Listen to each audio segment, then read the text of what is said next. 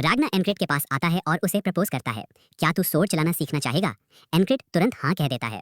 रागना सोचता है, शायद मुझे ऐसा नहीं पूछना चाहिए था, अब सही आलस आने लगा है। फिर भी एनक्रिड के चेहरे पर जो डिटर्मिनेशन है वो दिलचस्प लग रहा है। रागना को याद आता है कि रेम ने एनक्रिड को बीस्ट से जुड़ी कोई टेक्निक सिखाई थी, शायद उसका स्टैब मूव। रागना कहता है कि उसे सब कुछ छोड़ देना होगा, बस वही स्टैब और बीस्ट वाली चीज को छोड़कर। एनक्रिड पूछता है, क्या तो मुझे वैलन मर्सिनरी टेक्निक भी छोड़नी पड़ेगी? रागना साफ कहता है, हाँ, खासकर वही। अगर तूने उसे नहीं छोड़ा तो चाहे तो कुछ भी नया सीख ले, तो बार बार अपनी पुरानी आदतों में लौट जाएगा। ये तो इंसान की फितरत है, और अगर ऐसा होना है तो अभी छोड़ दे सब कुछ। अब फैसला ले, या तो सब कुछ भूल और नए से शुरू कर, या फिर अपनी मीडियोक्रिटी में ही खुश रहे। एनक्रिड बिना रुके कहता है, मैं फ्रेश स्टार्ट लूंगा। रागना चौंकता है और पूछता है, क्या तू श्योर है? एनक्रिड बस पूछता है, अब सबसे पहले मुझे क्या करना है? ये सुनकर रागना सोचता है, ये लड़का नॉर्मल नहीं है। रागना समझाता है कि एनक्रिड की सोर्ड टेक्निक अच्छी है, इसलिए उसे अब हल्की तलवार की जरूरत नहीं है, उसे लंबी तलवार से ज्यादा फायदा होगा। तो वो कहते हैं कि तलवारें बदल लेते हैं। एनक्रिड पूछता है, क्या मेरी सोर्ड तुझे देनी ठीक है? रागना कहता है, कोई खास नहीं है, ले जा। रागना उसे सिखाना शुरू करता है कि सोर्ड कैसे पकड़ी जाती है, और नोट करता है कि एनक्रिड बहुत टाइट पकड़ रहा है। एनक्रिड बताता है, मैं ऐसे पकड़ता हूँ ताकि सोर्ड हाथ से ना छूटे। रागना सोचता है, ये इसे किसने सिखाया? एनक्रिड कहता है, रेम ने। रागना को ज्यादा ताज्जुब नहीं होता, वो एनक्रिड को पोजीशन में लाकर उस पर जोर से हमला करता है। एनक्रिड को ब्लॉक करना पड़ता है, और तभी उसे समझ आता है कि इतना टाइट पकड़ना क्यों गलत है। रागना कहता है, अगर तू ऐसे टाइट पकड़ेगा तो दर्द होगा, सख्त चीजें जल्दी टूटती हैं, तू सूखी लकड़ी की टहनी जैसा हो रहा है। एनक्रिड सोचता है, ये स्क्वाड वाले इतने अजीब बात क्यों करते हैं, मतलब क्या है इसका? वो अंदाजा लगाता है कि शायद रागना ये कहना चाहता है कि वो बहुत स्टिफ हो रहा है और उसे फ्लेक्सिबल बनना होगा ताकि सोर्ड ना टूटे। फिर वो पूरी सीरियसनेस से ट्रेनिंग शुरू करता है। रागना बार बार सिखाता है, गलती पकड़ता है, सुधारता है। कुछ वक्त तक ऐसा चलता है जब तक एनक्रिड गिर नहीं जाता। रागना सोचता है, मैंने नहीं सोचा था कि हालात इतने बुरे होंगे, इसे बेसिक्स तक नहीं आते जो इतनी आसानी से नहीं सिखाए जा सकते। फिर भी एनक्रिड हार नहीं मानता, धीरे धीरे उठता है और कहता है, फिर से चलाओ। रागना उसकी डेडिकेशन देखकर इनकार नहीं करता और कहता है, धीरे धीरे सीखना सही रहेगा, बेबी स्टेप्स सबसे बेहतर होते हैं। तभी रेम आता है और पूछता है, तुम लोग यहाँ क्या कर रहे हो? खाना छोड़ दिया और गायब हो गए? वो एनक्रिड से पूछता है, क्या रागना तुझे परेशान कर रहा है? बोल, मैं सुलटा देता हूँ उसे। एनक्रिड पूछता है, क्या चल रहा है? तू तो यूजुअली ऐसे तैयार नहीं होता। रेम बताता है कि दुश्मनों की फौज दूर से इकट्ठा हो रही है, सारे सैनिक तैयार हो जाते हैं। रागना सोचता है, क्या एनक्रिड को यह सब सिखाना गलती थी? वो अभी नया है और साथ लड़ने लायक नहीं है, शायद मारा जाएगा, मुझे उसका ध्यान रखना होगा। एनक्रिड सच में रागना से और सीखना चाहता था। दूर से दुश्मनों का झंडा दिखता है और एक वॉरलॉक कहता है, यह इन सब का अंत है। जैसे ही वो बोलता है, पूरा इलाका भारी और मिस्टीरियस फॉग से ढक जाता है, कोई किसी को नहीं देख पाता। तभी एक तेज सीटी जैसी आवाज सुनाई देती है और सिर्फ एनक्रिड पहचान पाता है कि ये एरोज हैं। वो सबको चिल्लाकर बताता है, बचो, तीर आ रहे हैं। लेकिन कुछ के पास बचाव का मौका ही नहीं होता। फेरी कमांडर समझता है कि ये कोई मामूली फॉग नहीं है, सब बुरी तरह फंस गए हैं। वॉरलॉक हंसता है और कहता है, इस स्पेल को तैयार करने में बड़ी मेहनत लगी, जानवरों का खून, सबसे साफ झीलों का पानी और लगातार बारिश के स्पेल्स। ये स्पेल एक्टिवेट होते ही सबकी विजिबिलिटी खत्म हो गई। अगर कोई इस स्पेल के सेंटर यानी फ्लैग के नीचे नहीं पहुंचा तो ये एक तरफा लड़ाई होगी। इस स्पेल का नाम है फॉग ऑफ अनाइहिलेशन। मिच उसके पास आता है और देखता है कि वॉरलॉक बहुत सैटिस्फाइड लग रहा है। वॉरलॉक कहता है, बड़ी मुश्किल से ये काम किया, खासकर एक फ्लैग खोने के बाद। मिच सोचता है, अब मुझे अपने अपोनेंट को ढूंढकर मैनर सिखाने होंगे। एनक्रिड तीरों को चकमा देता है। पीछे से कोई चिल्लाता है, झुक जा। ये रैगना की आवाज है। सामने से कोई गाली दे रहा है, वो रेम ही है। इतना पास होने पर भी कोई किसी को नहीं देख पा रहा। एक तीर उसके पास गिरता है और एनक्रिड महसूस करता है कि उसकी सांसें रुकने लगी हैं, शरीर अकड़ने लगा है, पैर चल नहीं रहे। इसका मतलब वो जो रैगना से सीखा था वो अब इस्तेमाल नहीं कर सकता। उसे पता था कि पहली बार में सब नहीं सीख पाएगा। रैगना ने भी कहा था कि अगर नया स्टाइल नहीं आया तो पुराना वापस अपनाना पड़ेगा। लेकिन एनक्रिड जानता है कि अगर उसने ऐसा किया तो उसकी मौत तय है। तो अब उसे कुछ ड्रास्टिक करना होगा। वो सीधे फॉग में भागता है। दुश्मन उसे भाले से घायल कर देता है। दुश्मन सोचता है ये खत्म हो गया, लेकिन एनक्रिड के चेहरे की मुस्कान उसे डरा देती है। एनक्रिड उसे खत्म करता है और वापस अपनी सीख पर ध्यान देता है। सच कहें तो रागना कोई अच्छा टीचर नहीं है, क्योंकि वो खुद जीनियस है। जो उसके लिए आसान है उसे शब्दों में बताना मुश्किल है। रागना कहता है, बस तलवार नीचे की तरफ मार। एनक्रिड जानता है कि रागना उसका मजाक नहीं उड़ा रहा, वो बस ऐसा ही है। वो पूछता है, मेरे वेट का बैलेंस कहाँ होना चाहिए? रागना के पास इसका जवाब नहीं है, पर एनक्रिड को अंदाजा था। उसके लिए सुनना और ऑब्जर्व करना आसान है। वो पोस्चर बार बार याद करता है।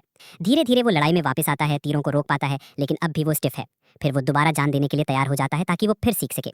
ऐसा करते करते एक 30वें दिन तक वो फ्लेक्सिबल हो जाता है। रैगना कहता है, तेरे स्टेप्स अब फ्लूइड लग रहे हैं, ये तूने कहाँ से सीखा? अब वो बेसिक सीखने लायक हो गया है। 3 बेसिक अटैक्स हैं, कटिंग, स्टैबिंग और स्लैशिंग। डिफेंस के लिए ब्लेड का किनारा यूज करना चाहिए।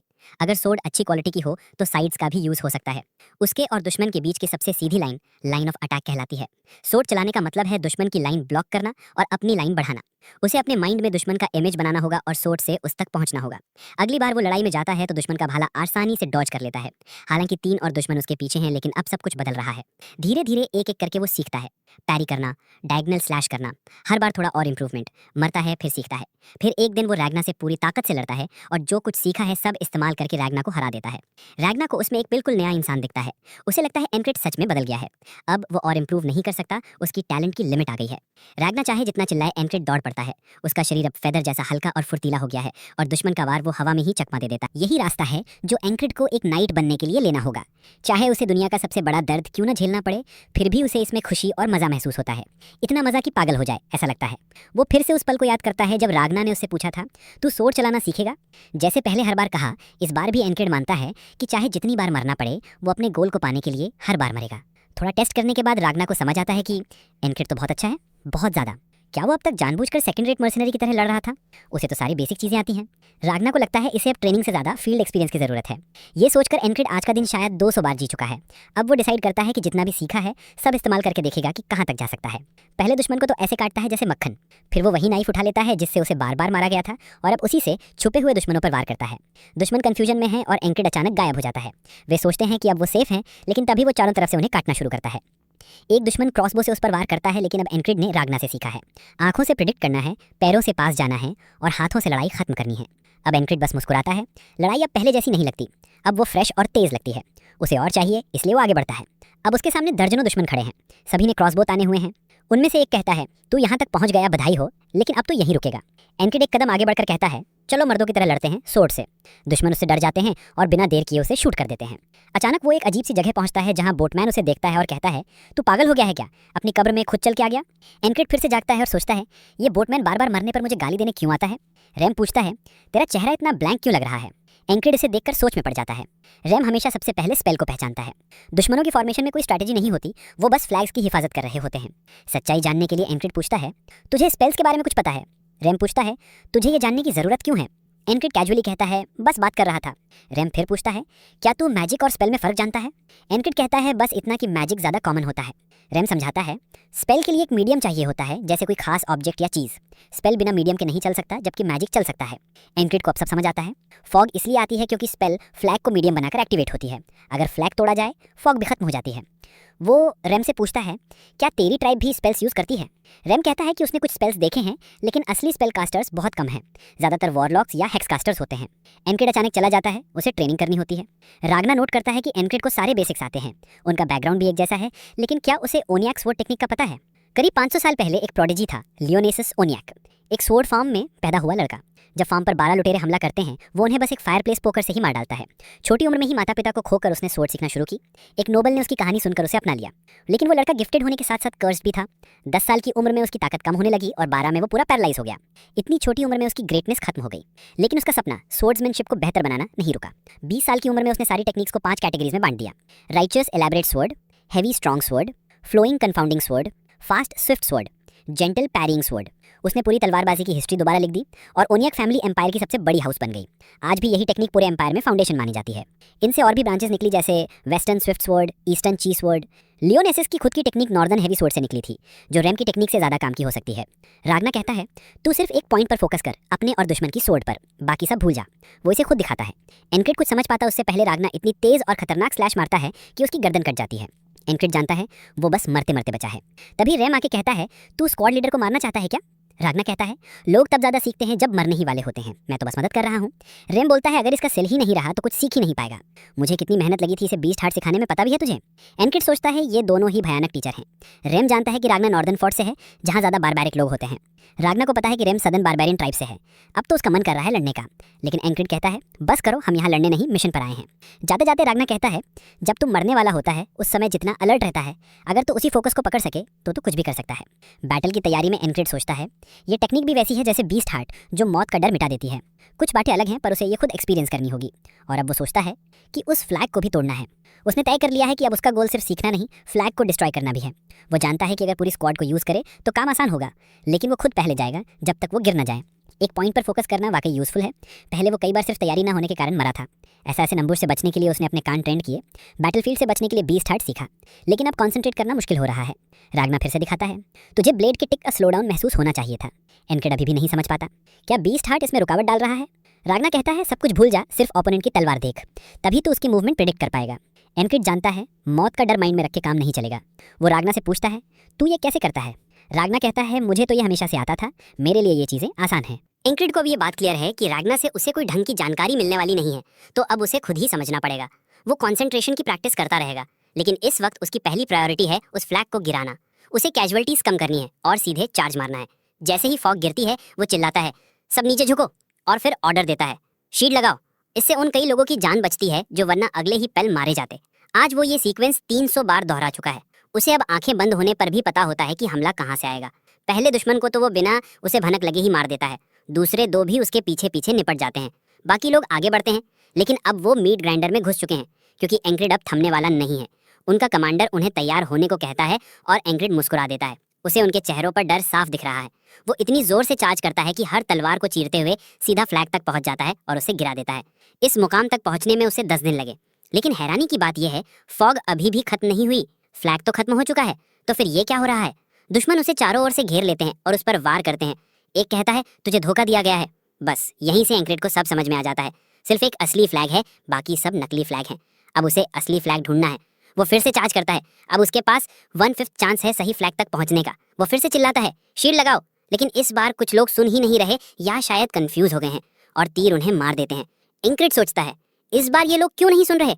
शायद टाइमिंग का मसला है। उन्हें पहले सांस लेने का मौका देना होगा। 3 और दिन बाद वो दूसरा फ्लैग गिराता है, लेकिन वो भी फेक निकलता है। फिर 5 दिन लगते हैं तीसरे फ्लैग को गिराने में, वो भी फेक। फिर 7 दिन के बाद चौथा, वो भी नकली, और वो फिर मर जाता है। अब सिर्फ 2 फ्लैग्स बचे हैं। एंक्रिड सोचता है, असली वाला शायद सबसे दूर वाला है। इस बार वो सबको सही से ऑर्डर देता है, यहाँ तक कि रैम भी उसका साथ देता है। रैम पूछता है, तू पागल हो गया है क्या?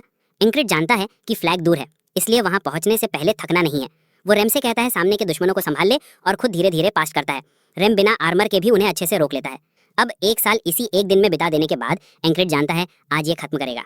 जैसे ही वो आगे बढ़ता है, उसकी सॉर्ड अचानक से टकराती है मिच से। मिच कहता है, भगवान ने मेरी दुआ सुन ली, मैं चाहता था कि तुझे अपने हाथों से मारूं।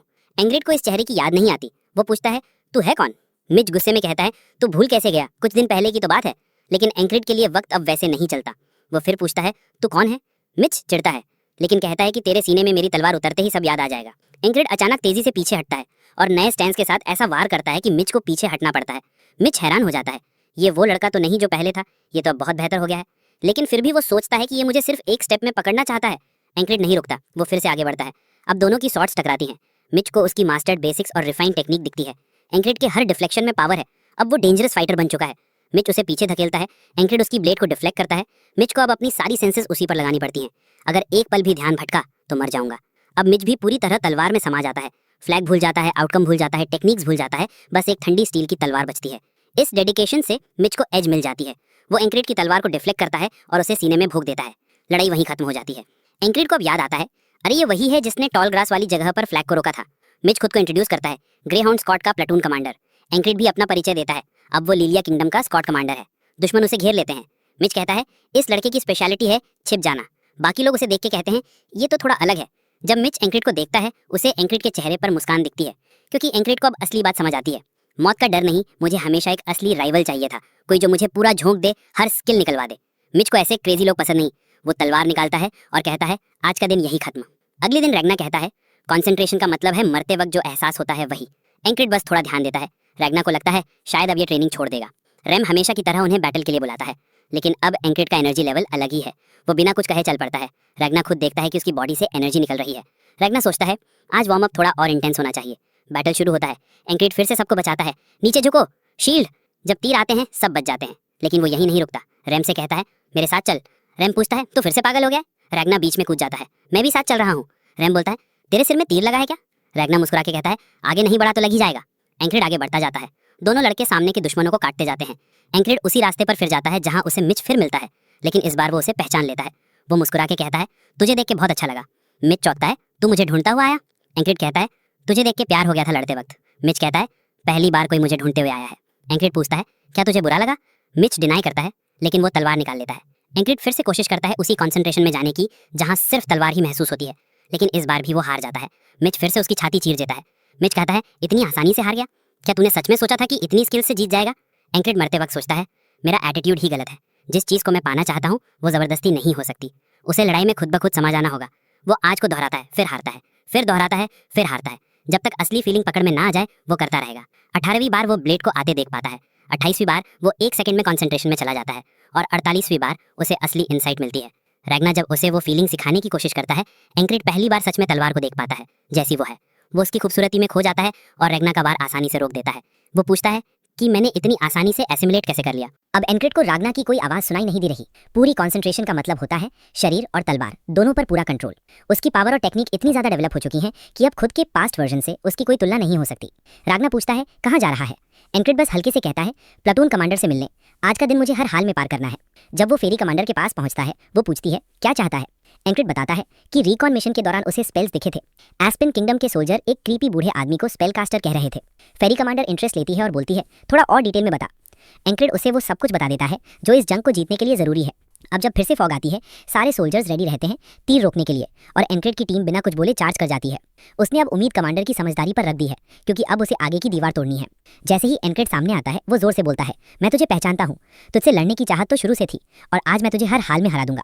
वो एक जोरदार स्ट्राइक मारता है लेकिन मिच साइड स्टेप करके तुरंत स्लैश करता है जिसे एंक्रिड बड़ी खूबी से डिफ्लेक्ट कर देता है। मिच को समझ आता है कि अब वो खतरे में है। वो एंक्रिड की अगली चाल बैरली ब्लॉक कर पाता है।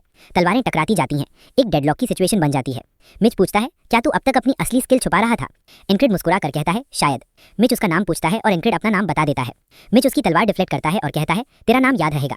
एंक्रिड जवाब देता है याद रखने की जरूरत नहीं पड़ेगी, मैं खुद तुझे याद दिलाता रहूंगा। जब मिच अपनी तलवार ऊपर उठाता है, एंक्रिड की नजर सिर्फ ब्लेड पर टिक जाती है।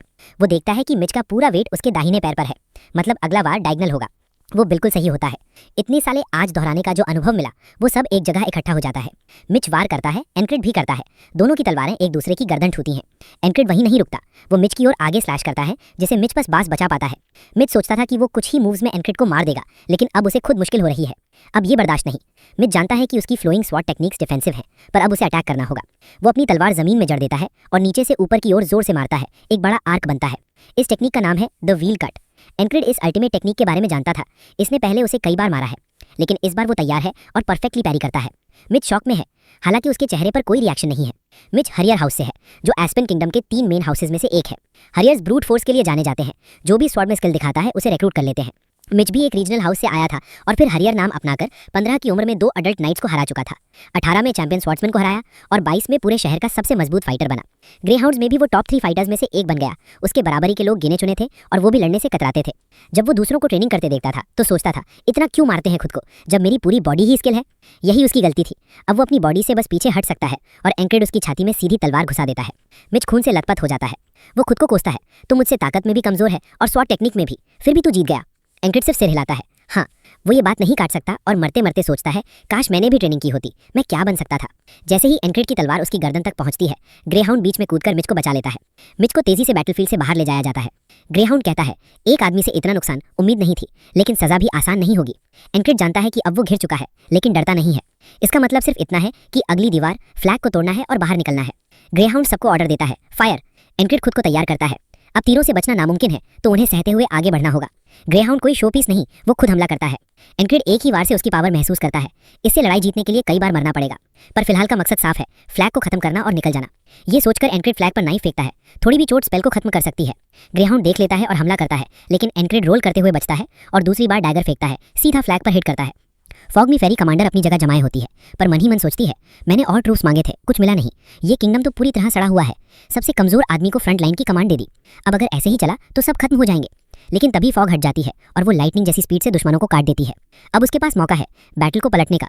वो सबको रैली करती है, चार्ज करो। सभी सोल्जर जोश में चिल्लाते हैं और दुश्मनों पर टूट पड़ते हैं। फॉग हट चुकी है, अब उम्मीद जिंदा है। लेकिन ये स्पेल किसने तोड़ा? शायद वही जिसने उसे इसके बारे में बताया था, एंक्रिड। एंक्रिड पूरी तरह लहूलुहान और थका हुआ है। वो सोचता है मैंने गलती कर दी। सोचा था फॉग हटते ही मेरी टीम मिल जाएगी, पर कोई नहीं दिख रहा। अब वो भी लिमिट पर है। रैम अभी भी सैकड़ों दुश्मनों से लड़ रहा है। उसका असली टारगेट स्पेल कास्टर है, वो उसका सिर चाहता है। दूसरी तरफ राग्ना डायरेक्शन भूल चुका है और गलती से किसी कमांडर पर स्वॉर्ड तान देता है। अब उसे अपनी भूल समझ आती है।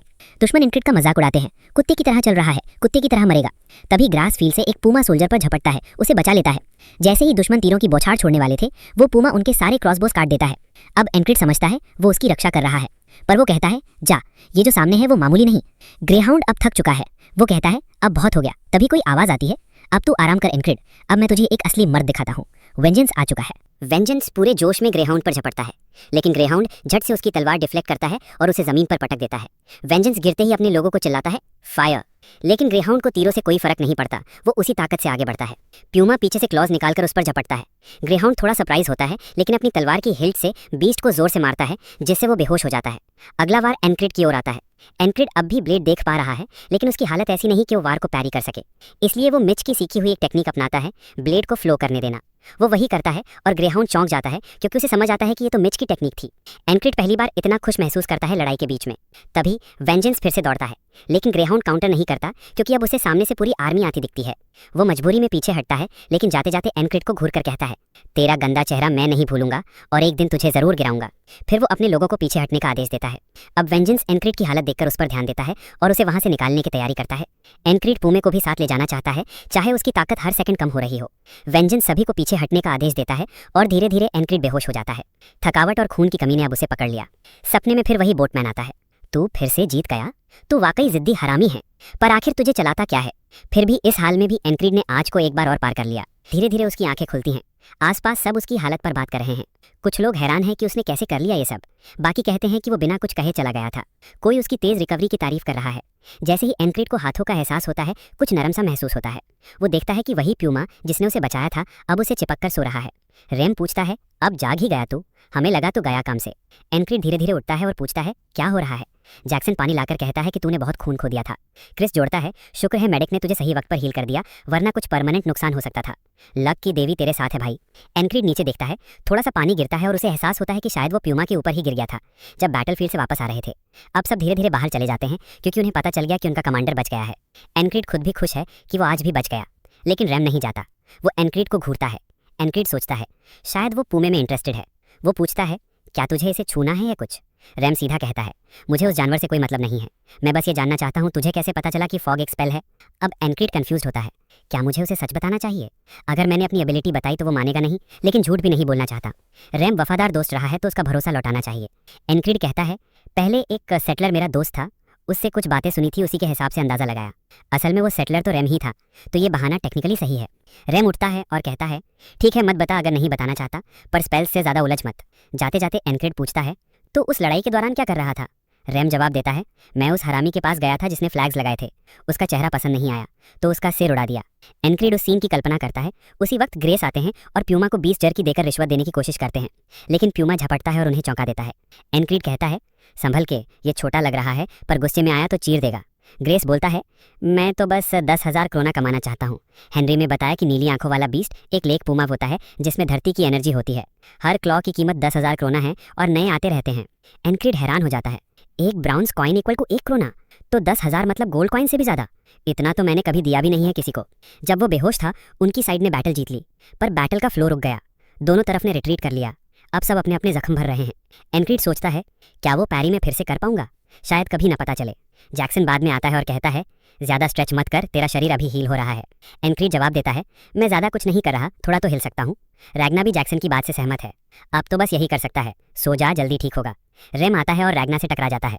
तू अपनी आलसी आदतें कमांडर को भी देना चाहता है क्या? और वैसे भी हॉलवे में खड़े होना डम मूव है। रैग्ना फौरन अपनी तलवार लेने चला जाता है। आजा फाइट करते हैं। एनक्रिड पूछता है, एक बात बताओ, मैंने एक टेक्निक इस्तेमाल की जो मैंने कभी प्रैक्टिस नहीं की थी, सिर्फ देखा था, क्या ये नॉर्मल है? रैम कहता है, अगर तू heart of the beast use कर रहा था तो तुझे एनिमी की मूवमेंट्स का एहसास हो रहा होगा। इससे पता चलता है कि दुश्मन की तलवार कैसे चल रही है, कितनी ताकत लग रही है। रैग्ना भी हाँ में हाँ मिलाता है। बेसिक सीख चुका है, सिंगल पॉइंट कॉन्सेंट्रेशन भी कर चुका है, इसलिए ज़्यादा देख पा रहा है अब। पर ऑनेस्टली तू थोड़ा लकी था, तेरे लेवल पर तो ऐसी चीज़ 100 असली फाइट्स के बाद काम करती है। अब एनक्रिड को समझ आता है, जो दिन अभी अभी गुजरा वो असल में एक दिन नहीं था, वो सैकड़ों दिन थे। हर दिन स्ट्रगल, हार और फिर उठना। उसने जो सीखा वो सिर्फ पैटर्न याद करके नहीं सीखा, वो मेहनत, बार बार हार और जिद से सीखा। चाहे टैलेंट हो या ना हो, वो मजबूत बनेगा क्योंकि वो चाहता है। जब रैग्ना और रैम आपस में उलझते रहते हैं, एनक्रिड कहता है, तुम दोनों मेरे साथ ड्यूअल करोगे। रैम हंसता है, लोग मुझे पागल कहते हैं, लेकिन असली मैडनेस तो तुझ में है। रैग्ना पूछता है, इस हालत में फाइट कैसे करेगा? तभी फेरी कमांडर आती है। कोई भी ड्यूअल नहीं करेगा, कमांडर की हालत सही नहीं है। फिर वो पूछती है, स्पेल किसने तोड़ा था? तू था। एनक्रिड को पता था कोई तो पूछेगा, पर ये तो कंपनी चीफ कमांडर है। वो जवाब देता है, हाँ मैंने ही स्पेल देखा था, पेट्रोल पर था और पहले थोड़ा एक्सपीरियंस भी था। फेरी कमांडर चौंकती है, 5 डिकॉयज थे, तूने असली कैसे पहचाना? एनक्रिड जवाब देता है, बस गैस मारा, कमांडर उसे थोड़ी देर तक घूरती है, फिर बिना कुछ और कहे मुड़ जाती है और बात मान लेती है। एनक्रिड पूछता है, बस यही पूछने आई थी? कमांडर कहती है, नहीं, मैं तेरे चेहरे को देखने आई थी। लगता है किस्मत ने हमें एक दूसरे से मिलवाया है। एनक्रिड मन ही मन सोचता है, ये क्या बोल रही है। रैम और रैग्ना को अब लगने लगा है कि शायद एनक्रिड और वो कमांडर कुछ चल रहा है टाइप की चीज़ में है।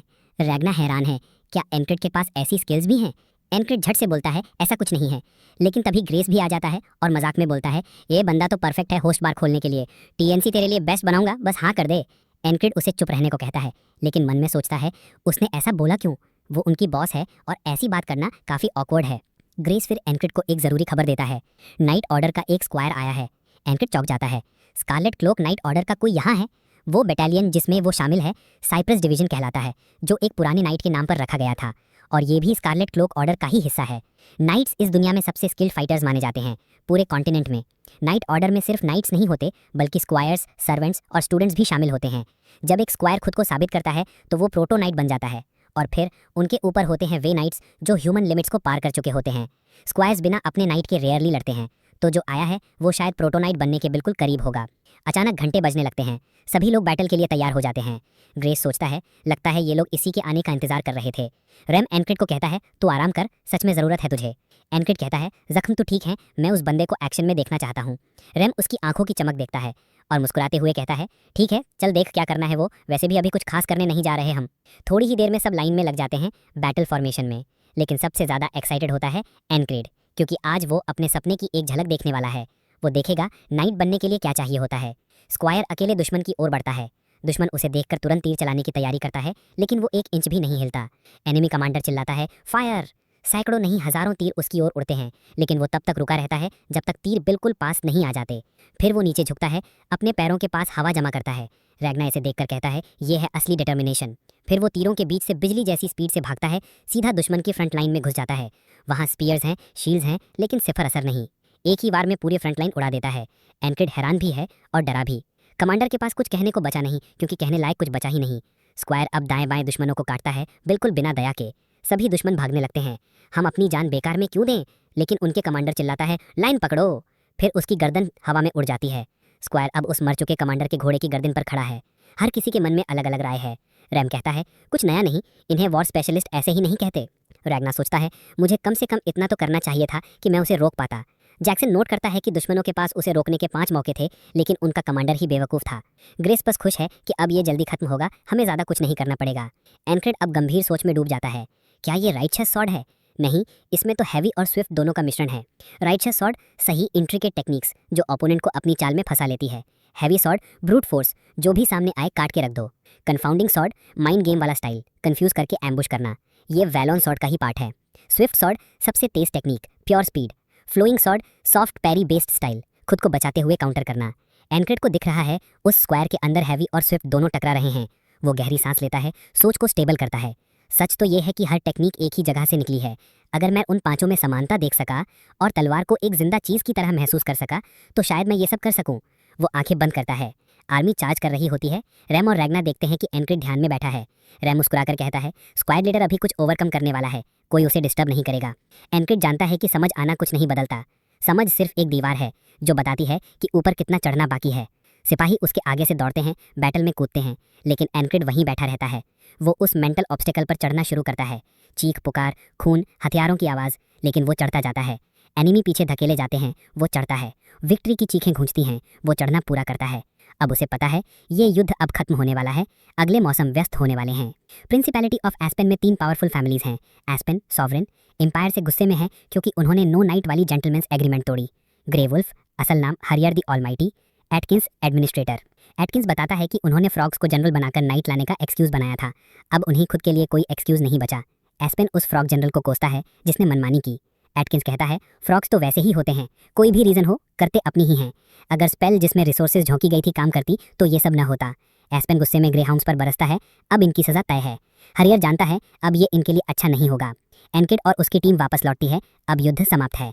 वो बॉर्डर गार्ड पहुंचते हैं, किंगडम का एक रिमोट फोर्ट्रेस सिटी। एस्पेन के पास होने के कारण यहाँ हर 5 में एक इंसान सोल्जर है। सेरेमनी होती है, उनकी विल और डिटर्मिनेशन की तारीफ की जाती है। सबसे पहले पुकारा जाता है एनक्रिड, क्योंकि उसने एस्पेन का स्पेल डिस्ट्रॉय किया था। सब उसका मजाक उड़ाते हैं जब वो पोडियम पर चढ़ता है। कमज़ोर है, बॉस से कुछ किया होगा तभी तो रिवॉर्ड मिल रहा है। तभी भीड़ में से कोई चिल्लाता है, चुप रहो। एक और जाना पहचाना चेहरा भी कहता है, उसके बारे में बकवास मत करो, वो तुम सबसे कहीं ऊपर है, वो है एक असली मर्द। एनक्रेड को अच्छा खासा इनाम मिलता है, काफ़ी बड़ी रकम। क्रेमेट तुरंत पूछता है, क्या करेगा इतने पैसे का, शराब, औरतें या दोनों? एनक्रेड कहता है, नहीं, मैं एक स्टोर खोलना चाहता हूँ, सबसे अच्छा ब्लैकस्मिथ चाहिए इस शहर का। ट्रेस उसके साथ चलता है पूरे रास्ते स्मिथी तक। इतने पैसे सिर्फ एक तलवार पर खर्च करने वाला है, अगर स्टैंडर्ड वाली नहीं पसंद तो बैटलफील्ड से कोई उठा ले, वो भी ठीक चलती है। एनक्रेड हंसता है, चलती है लेकिन काफ़ी नहीं। एनक्रेड को कोई फर्क नहीं पड़ता कि लोग क्या सोच रहे हैं। नाइट बनने के लिए उसे खुद को साबित करना होगा, और खासकर अपनी स्किल्स को। अब वो सोल्जर प्रमोशन एग्जाम देने वाला है। वक्त आ गया है कि वो फुट सोल्जर वाली जिंदगी छोड़ दे। क्रिस हैरान होता है, तुझे तो प्रमोशंस में कोई दिलचस्पी नहीं थी? लेकिन एनक्रेड कहता है, हमेशा एक ही जगह नहीं रह सकते। ग्रेस समझता है लेकिन कहता है, तब तक सब सेटअप करना होगा। नेरिला में एक सख्त सोल्जर रैंकिंग सिस्टम होता है मोराल बढ़ाने के लिए। जिनकी ताकत रैंकिंग स्केल से भी ऊपर है, उन्हें स्पेशल ग्रेड माना जाता है। रैंक से आदमी का बिहेवियर तक बदल जाता है। प्रमोशन के लिए सोल्जर को उस रैंक के 3 फाइटर से ड्यूल करना होता है और तीनों को हराना पड़ता है। बाकी लोग सिर्फ तमाशा देखते हैं। एक शानदार बैटिंग मैच जैसा लगता है। क्रिस इसका मास्टर है और सबको एनकरेज करता है कि आओ दाव लगाओ। पहला ओपोनेंट बहुत ही घमंडी है, तू एक लो रैंक्स कम मीडियम रैंक पाने चला है, स्क्वाड के नाम पर अवार्ड मिला, अब खुद को कोई बड़ा हीरो समझता है। एनक्रेड जानता है ये बंदा चाहे एरोगेंट हो, स्किलफुल है और एक फेमस मर्सनरी ग्रुप से आता है। क्रिस का बैटिंग बॉक्स उस एरोगेंट बंदे के कॉइन से भरा पड़ा है। एनक्रेड की तरफ सिर्फ एक ब्रॉन्ज कॉइन। लोग हैरान होते हैं, ये एक सिक्का किसने डाला? ग्रेस मुस्कुराकर कहता है, पता तो तब चलेगा जब फाइट खत्म होगी, अभी बैठो और देखो। एनक्रेड अब तक बार बार मर कर ही मजबूत बना है, लेकिन इस लड़ाई में कोई मरने का रिस्क नहीं है, तो अब उसे एक ही मौका मिला है। वो खुद को स्टडी करता है, सिर्फ आगे दिखेगा, ध्यान नहीं भटकेगा। ये उसकी पूरी मेहनत की लिमिट है। उसे पता है पहले होता तो इस बंदे से हार जाता, पर अब नहीं। अब वो ऐसे लड़ेगा जैसे उसकी जान दांव पर लगी है। एरोगेंट बंदा फुल चार्ज में आता है, सॉर्ड ऊपर उठाए हुए। एनक्रेड सोचता है, क्यों ना वही पैरी ट्राई करूं जो मैंने पिछले बैटल में सीखी थी। लेकिन इससे पहले कि वो कुछ करे, एनक्रेड एक स्ट्रोक में उसकी तलवार दूर उड़ा देता है। दूसरा बंदा अपनी उंगलियों की सलामती से डर रहा है। एनक्रेड कुछ नहीं कहता, बस तलवार के बट से उसे मारकर फाइट खत्म कर देता है। इतना कमजोर कैसे हो सकता है ये, वो सोचता है। भीड़ में गैम्बलर क्रिस से चिल्लाता है, तूने जरूर अपने कमांडर पर दाव लगाया होगा। क्रिस खुद शॉक्ड होता है, मैंने तो एक सिक्का दया में डाला था। एनक्रेड सोचता है, क्या उसने जानबूझकर गार्ड नीचे किया? पर फिर भी ये इतनी जल्दी कैसे खत्म हो गया? मीडियम रैंक वाला इतना कमजोर तो नहीं होना चाहिए। लेकिन सोचने का वक्त नहीं, दूसरा ओपोनेंट आ चुका है। एक फाइट जीत के ओढ़ मत जा। एनक्रेड उसे पहचानता है, ये है हैवी इन्फेंट्री, बटालियन का सबसे ताकतवर लड़ाका। हैवी सोल्जर अपनी स्पीयर का टिप हिलाते हुए डिस्ट्रैक्शन बनाता है, लेकिन सीधे थ्रस्ट करता है। एनक्रेड समझता है कि ये शायद ट्रिक हो, लेकिन फिर भी वो स्पीयर का टिप काट देता है, उसे बेकार बना देता है। उसके चेहरे से साफ है, बस इतना ही था उसके पास। एनक्रेड उसे सीधा पेट में एक जोर की टिक मारता है। दूसरी फाइट भी खत्म। सब दंग रह जाते हैं, दोनों फाइट्स में इतनी आसानी से जीत। क्रिस चिल्लाता है, नेक्स्ट चैलेंजर कौन है? कोई नहीं आता। वो लोग भी नहीं जो पहले एनक्रेड का मजाक उड़ा रहे थे। एंड्रू सोचता है, मैं जीत सकता हूँ, मैं और मैक तो रोज प्रैक्टिस करते थे। लेकिन मैक कहता है, मत जा, अब वो बहुत आगे निकल चुका है, मैं भी नहीं जीत सकता। एंड्रू चुपचाप बैठ जाता है। तभी कोई ट्रैश टॉकर को धक्का देता है। वो कोई और नहीं बल्कि रेम होता है। वो सब सुन रहा था, अब देखना चाहता है क्या उसमें हिम्मत है। ट्रैश टॉकर डर के मारे पसीना बहा रहा है, लेकिन खुद को प्रूफ करने के लिए रिंग में उतरता है। एनक्रेड अब तक सिर्फ स्ट्रगल ही करता आया था। पहली बार जब उसे वो स्टैबर मिला, उसके बाद असासिन, फिर मिच हरियर और स्क्वाड वाले जो रोज उसकी जान लेते थे। हर दिन बस तकलीफ थी। अब समझ आता है मैं कितना आगे आ गया हूँ। पहले मेंटोर ने कहा था, ओपोनेंट को कभी अंडर एस्टिमेट मत करना। तब उसे ये बात इररेलेवेंट लगी थी, क्योंकि उसने कभी सोचा ही नहीं था कि वो खुद किसी को कमजोर समझेगा। ट्रैश टॉकर पूछता है, ये चेहरा कैसा है तेरा? एनक्रेड बस खुश है, अब मैं इतना स्ट्रांग हो गया हूँ कि अपने सामने वालों को दबा सकता हूँ। वो स्वॉर्ड उठाता है, भारी वार करता है। नेरिला में सिर्फ ताकत की इज्जत होती है, और एनक्रेड इसी लड़ाई से सबको दिखाएगा कि वो ताकतवर है। कुछ ही वारों में ओपोनेंट की तलवार टूट जाती है। एनक्रेड आखिरी बार रोक देता है, काट डालता नहीं, खुद को पूरी तरह साबित कर चुका होता है। ट्रैश टॉकर खुद पर काबू नहीं रख पाता, डर के मारे पेशाब कर देता है। अब सभी उसे एक नाम से बुलाते हैं, स्पेल ब्रेकर, जिसने वो फ्लैग तोड़ा था। एंड्रू उठता है और जोर से चिल्लाता है, स्पेल ब्रेकर। बाकी सब भी वही दोहराते हैं। अब जो आंखें उसे नीचा देखती थी, वही उसकी ताकत को सलाम कर रही हैं। ग्रेस बधाई देता है, अब तुम मीडियम रैंक सोल्जर बन गए हो। लेकिन एनक्रेड कहता है, अभी जश्न मनाने का वक्त नहीं, मुझे हाई रैंक तक जाना है। ग्रेस हैरान होता है, तू अभी भी चढ़ेगा? तभी एक आदमी उठता है, तू काफ़ी इंटरेस्टिंग है। लोग देखते हैं, उसकी यूनिफॉर्म पर ईगल पैच है। वो बॉर्डर गार्ड है, वो एलीट जो सीधे क्राउन को सर्व करते हैं। उसे कहा जाता है बॉर्डर बुचर, और उसने वो नाम सच में कमाया है। वो एनक्रेड के पास आता है, तेरे साथ एक दोस्ताना ड्यूल करना चाहता हूँ, कुछ सीरियस नहीं। रेम जानता है अब ये मुश्किल होगा। एनक्रेड भी समझता है, बॉर्डर गार्ड ग्रे हाउंड जितने स्ट्रांग होते हैं, शायद हरियर से भी ज़्यादा। लेकिन साथ ही ये सवाल भी उठता है कि अगर सामने वाला इतना स्ट्रांग है, लेकिन कोई मरने का डर नहीं, तो क्या मैं फिर भी इंप्रूव कर पाऊंगा? एनक्रेड उसे इन्वाइट करता है। वो आदमी हैरान होता है, इतना निडर होकर मेरे सामने आ रहा है। अब समझ आया, तो जितना सोचा था उससे कहीं ज़्यादा इंटरेस्टिंग है। नीचे रैंक वाले सोल्जर अब एनक्रेड को चीयर करते हैं। इन्फेंट्री ही असली किंग होते हैं। बॉर्डर बुचर मन में सोचता है, ये सब बेवकूफ़ हैं, मैं भी इन्फेंट्री हूँ, पर ऐसा घमंड ठीक नहीं। इन्हें अब समझाना पड़ेगा। इसी के जरिए जो मेरे सामने खड़ा है वो तेज वार करता है, लेकिन एनक्रेड उसकी ब्लेड देख पाता है और डिफ्लेक्ट करता है। बॉर्डर बुचर हैरान होता है, एक फुट सोल्जर में इतनी कॉन्सेंट्रेशन। वो एनक्रेड को पकड़ता है, अब ये खत्म। लेकिन एनक्रेड उसके हाथ को पकड़ लेता है और ऊपर से तेज स्वॉर्ड स्ट्राइक मारता है। बॉर्डर बुचर को पता है कि अगर ये स्ट्राइक लगा तो मौत तय है। वो तुरंत डॉज करके पलटकर वार करता है, लेकिन एनक्रेड तैयार है। उसकी ब्लेड का टिप पकड़कर सीधा पेट में किक मारता है। उसने अपनी मेन स्वॉर्ड छोड़ दी थी।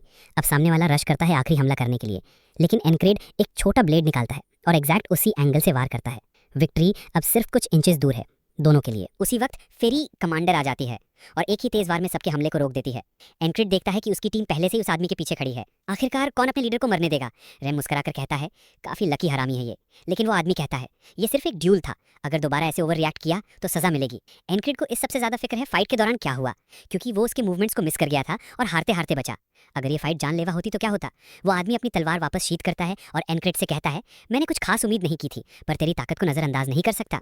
अब वो खुद को टॉरस बताता है, बॉर्डर गार्ड्स का प्लेटून कमांडर। एनक्रेड भी अपना नाम बताता है और उसका हैंडशेक स्वीकार करता है। भीड़ चौंक जाती है।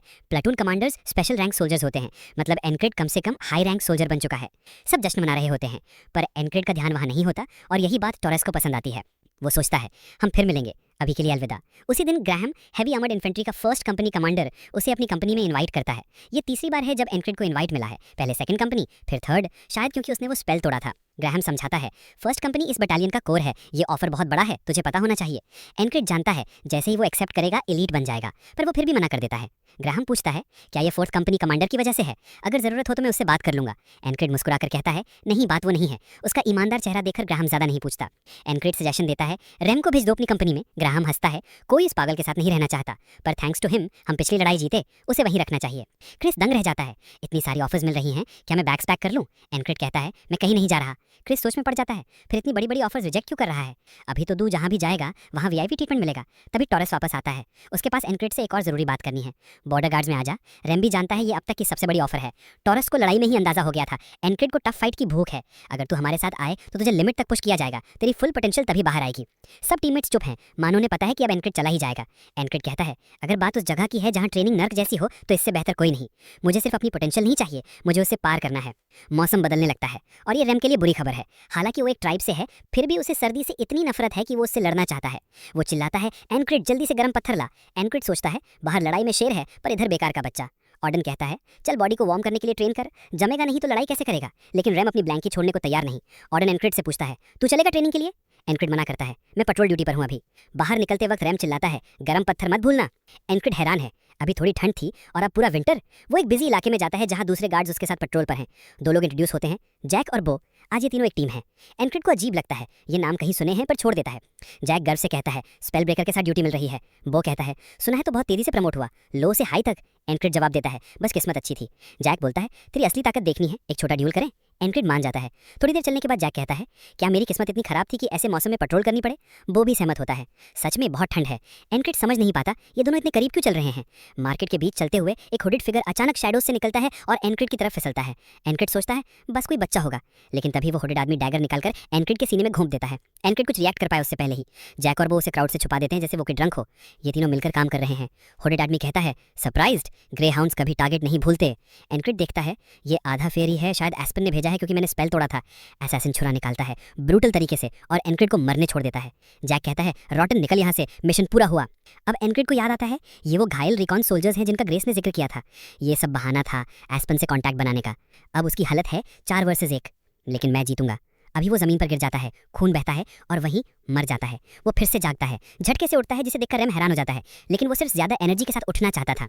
वो बाहर जाता है जहां ऑर्डन खुद को ठंडे पानी से नहाता है और उसके शरीर से भाप उठ रही होती है। वो पूछता है, ये ट्रेनिंग मेथड क्या है? ऑर्डन बताता है, विंटर में जरूरी होता है बॉडी को अंदर से गर्म रखना ताकि किसी भी हालत में रेडी रह सको। एनक्रेड कहता है, मुझे सिखा दो, क्योंकि मैं उस वक्त रिएक्ट नहीं कर पाया था। अब उसे समझ आता है जैक और वो इतने करीब क्यों चल रहे थे। अब वो पहले उन्हें हटाएगा, फिर रॉटन का सामना। ऑर्डन उसे चीयर करता है, तेरे मसल्स दुखी हो जाएंगे अगर तूने पोजीशन नहीं बचा पाया।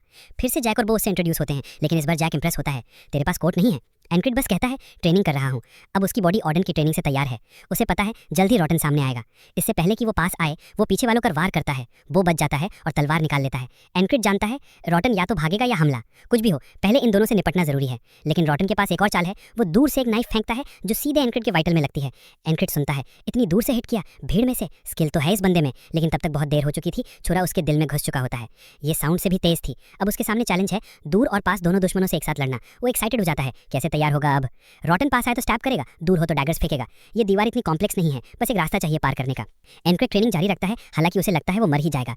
रैग्ना और रेम देखते हैं क्या वाकई इतनी हार्ड है जैसे ये बता रहा है। जैक्सन कैबिन में आता है, सबको जमीन पर पड़े स्ट्रेचिंग करते देखता है। पैंथर को लग रहा है कि वो कुछ ऐसा देख गया है जो उसे नहीं देखना चाहिए था, इसलिए वो चुपचाप वहां से निकल जाता है। एनक्रिड जानता है कि अब उसे उस खतरनाक डैगर को रोकने का कोई तरीका ढूंढना ही होगा जो रॉटन उस पर फेंकने वाला है। उसकी स्पीड और एक्यूरेसी नॉर्मल डैगर से कहीं ज्यादा जानलेवा है। जैक्सन पास आता है और बताता है ये है विस्लिंग डैगर। एनक्रिड पूछता है विस्लिंग क्यों कहते हैं इसे।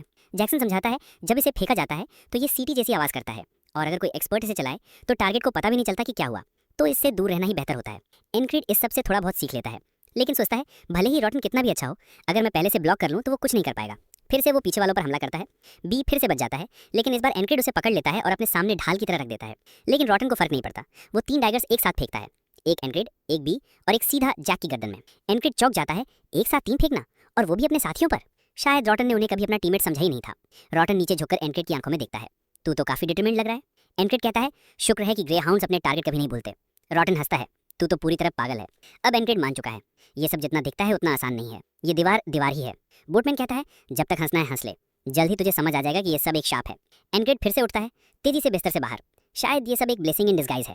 वो जैक्सन के पास जाता है और विसल डैगर के बारे में पूछता है। जैक्सन हैरान, अचानक ये सवाल कहाँ से आया। एनक्रिड सीधा जवाब चाहता है। जैक्सन बताता है ये असल में कई पतली ब्लेड्स को एक साथ प्रेस करके बनाया गया होता है, इसीलिए ये उड़ते वक्त सीटी जैसी आवाज करता है। इसे कभी डैगर जिसे बस सुना जा सकता है कहा जाता था, क्योंकि इसे देख पाना इंसानी आंख के लिए मुश्किल है। एनक्रिड पूछता है अगर कोई इससे बचना चाहे तो। जैक्सन कहता है संभव नहीं है। एनक्रिड जवाब देता है पर अगर किसी को बचना ही हो तो। जैक्सन पूछता है सच में जरूरत है। एनक्रिड सिर हिलाता है।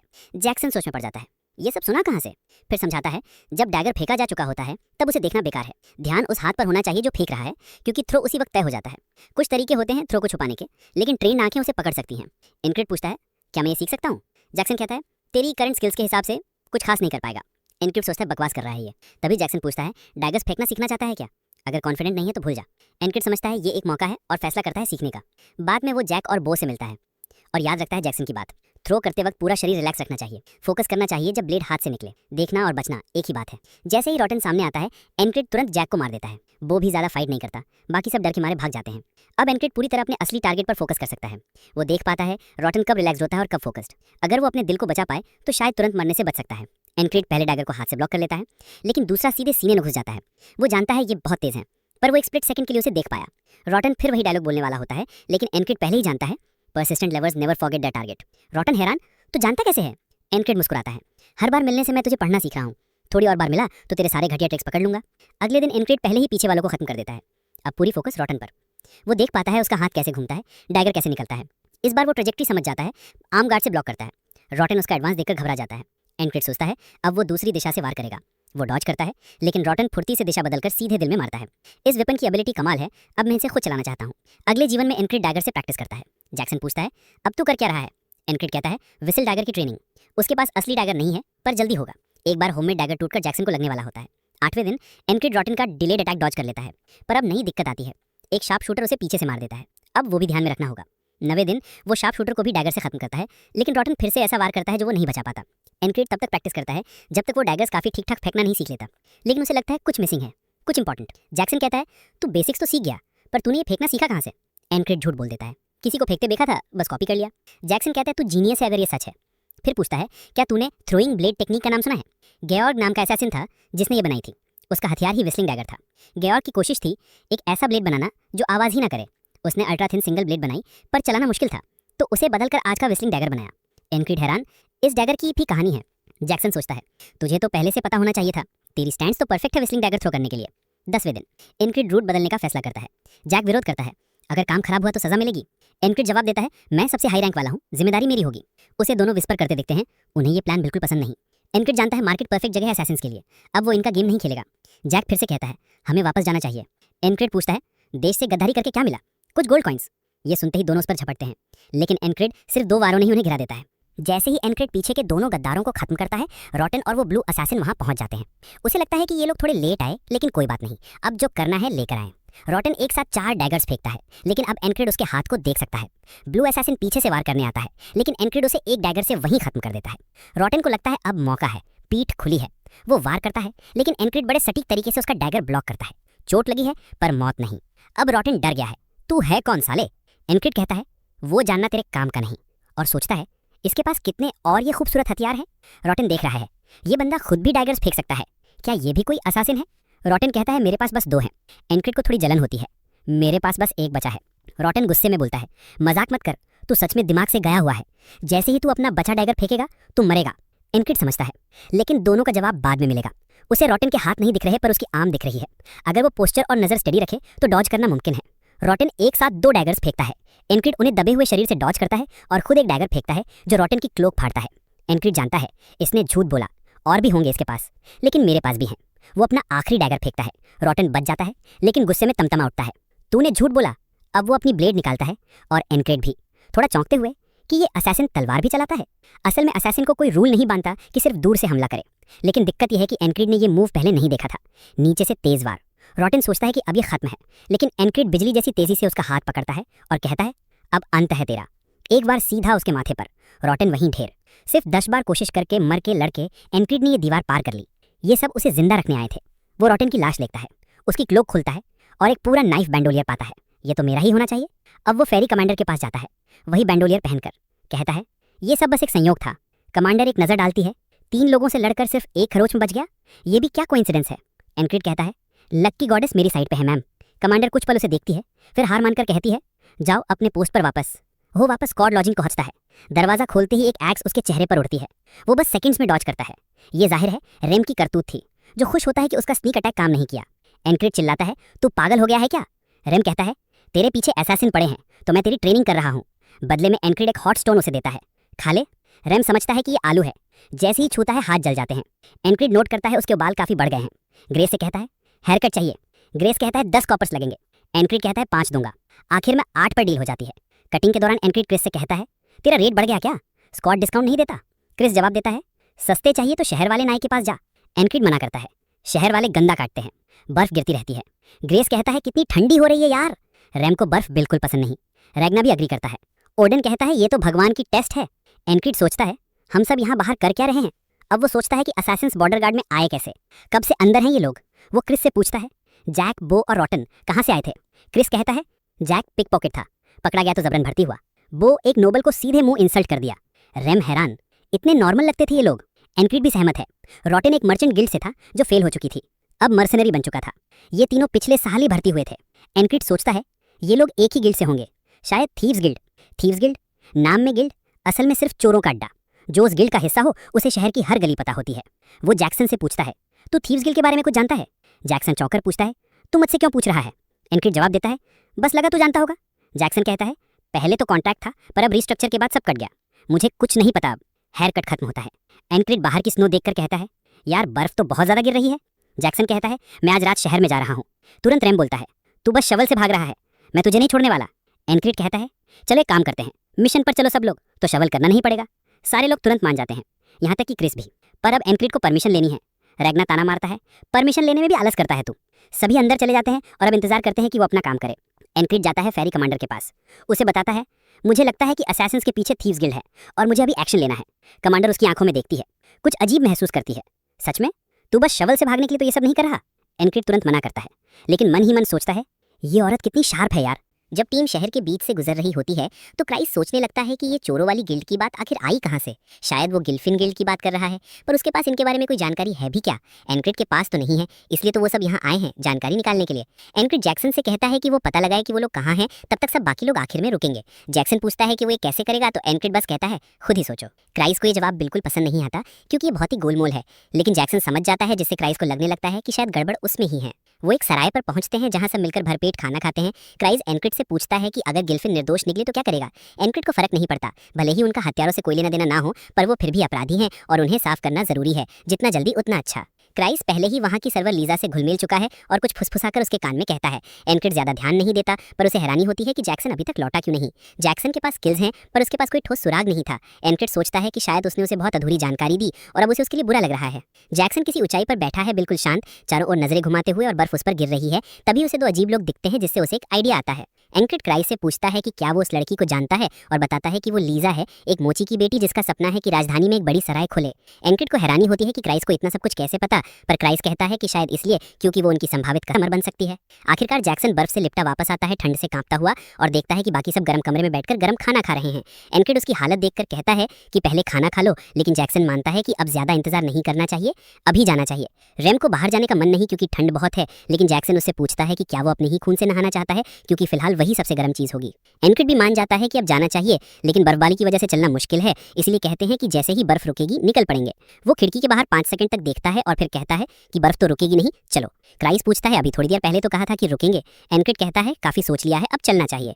जब वो स्लम एरिया से गुजरते हैं, दो भिखारियों ने देखते ही चाकू निकाल लेते हैं और हत्या के इरादे से उन पर झपट पड़ते हैं। रेम मुस्कुराते हुए पलटता है और एक को कुल्हाड़ी से मारता है, दूसरे को मुक्के से।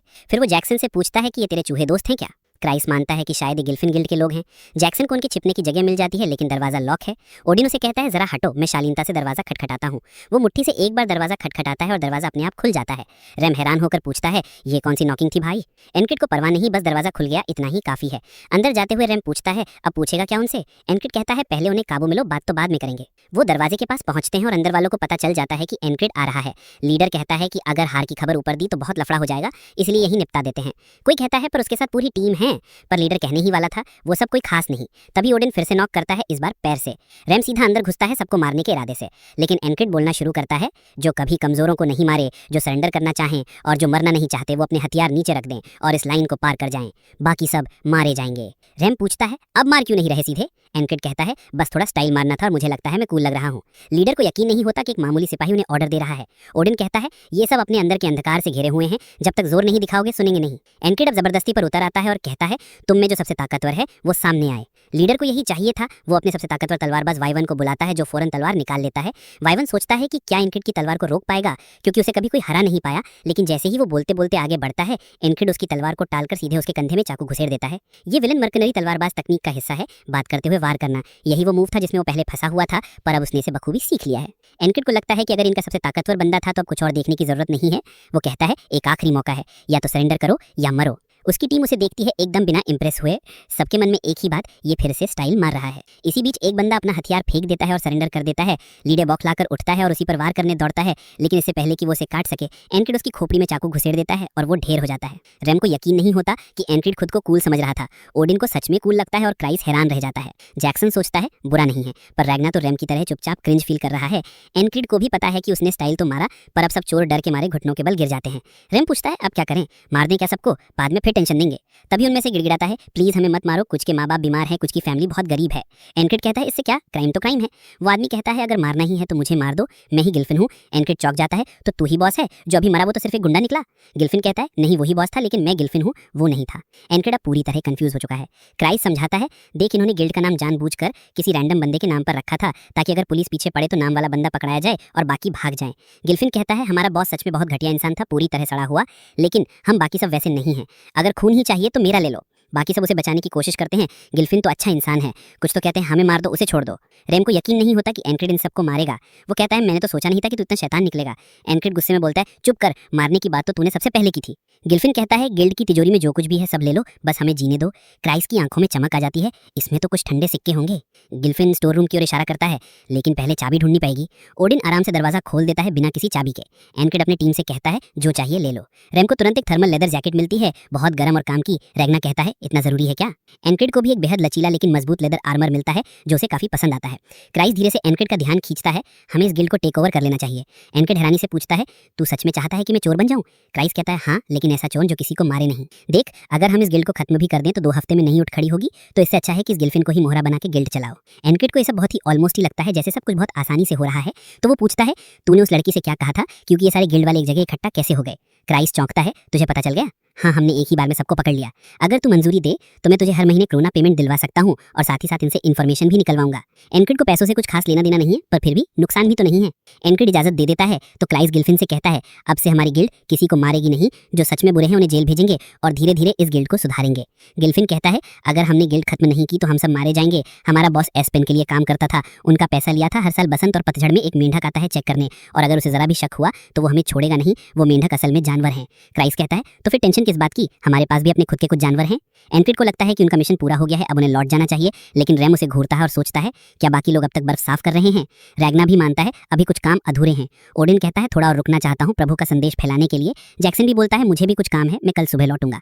एनक्रिड सब समझ जाता है और माफी मांगता है, मुझे नहीं पता था कि तुम सब इतने बिजी हो। अगले दिन एनक्रिड रिपोर्ट करता है कि उसकी टीम लौट आई है और चोरों की गिल्ड अब खत्म हो चुकी है। फेरी कमांडर उससे पूछती है, शॉवल ड्यूटी से भागने में मजा आया? एनक्रिड को कुछ समझ नहीं आता ये किस बारे में बोल रही है। उसे सुनने में आया है कि एनक्रिड को ड्यूल करना पसंद है, तो कहती है, चलो अभी इस पार करते हैं। एनक्रिड मान जाता है, लेकिन जैसे ही तलवार निकालने की कोशिश करता है वो उसे जमीन पर गिरा देती है। वो कहती है, उठो।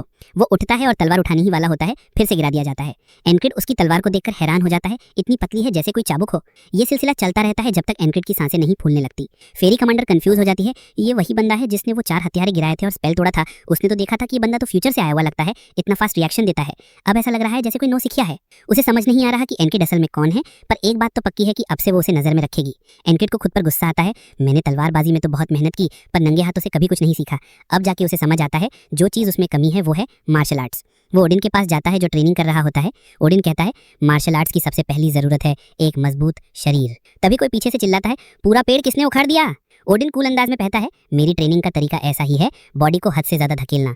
ये तरीका कहलाता है आइसोलेशन मेथड। इतना पेड़फुल होता है कि जिंदा रहने का एहसास भी नहीं होता। एनक्रिड कहता है, यही तो मेरी स्पेशलिटी है।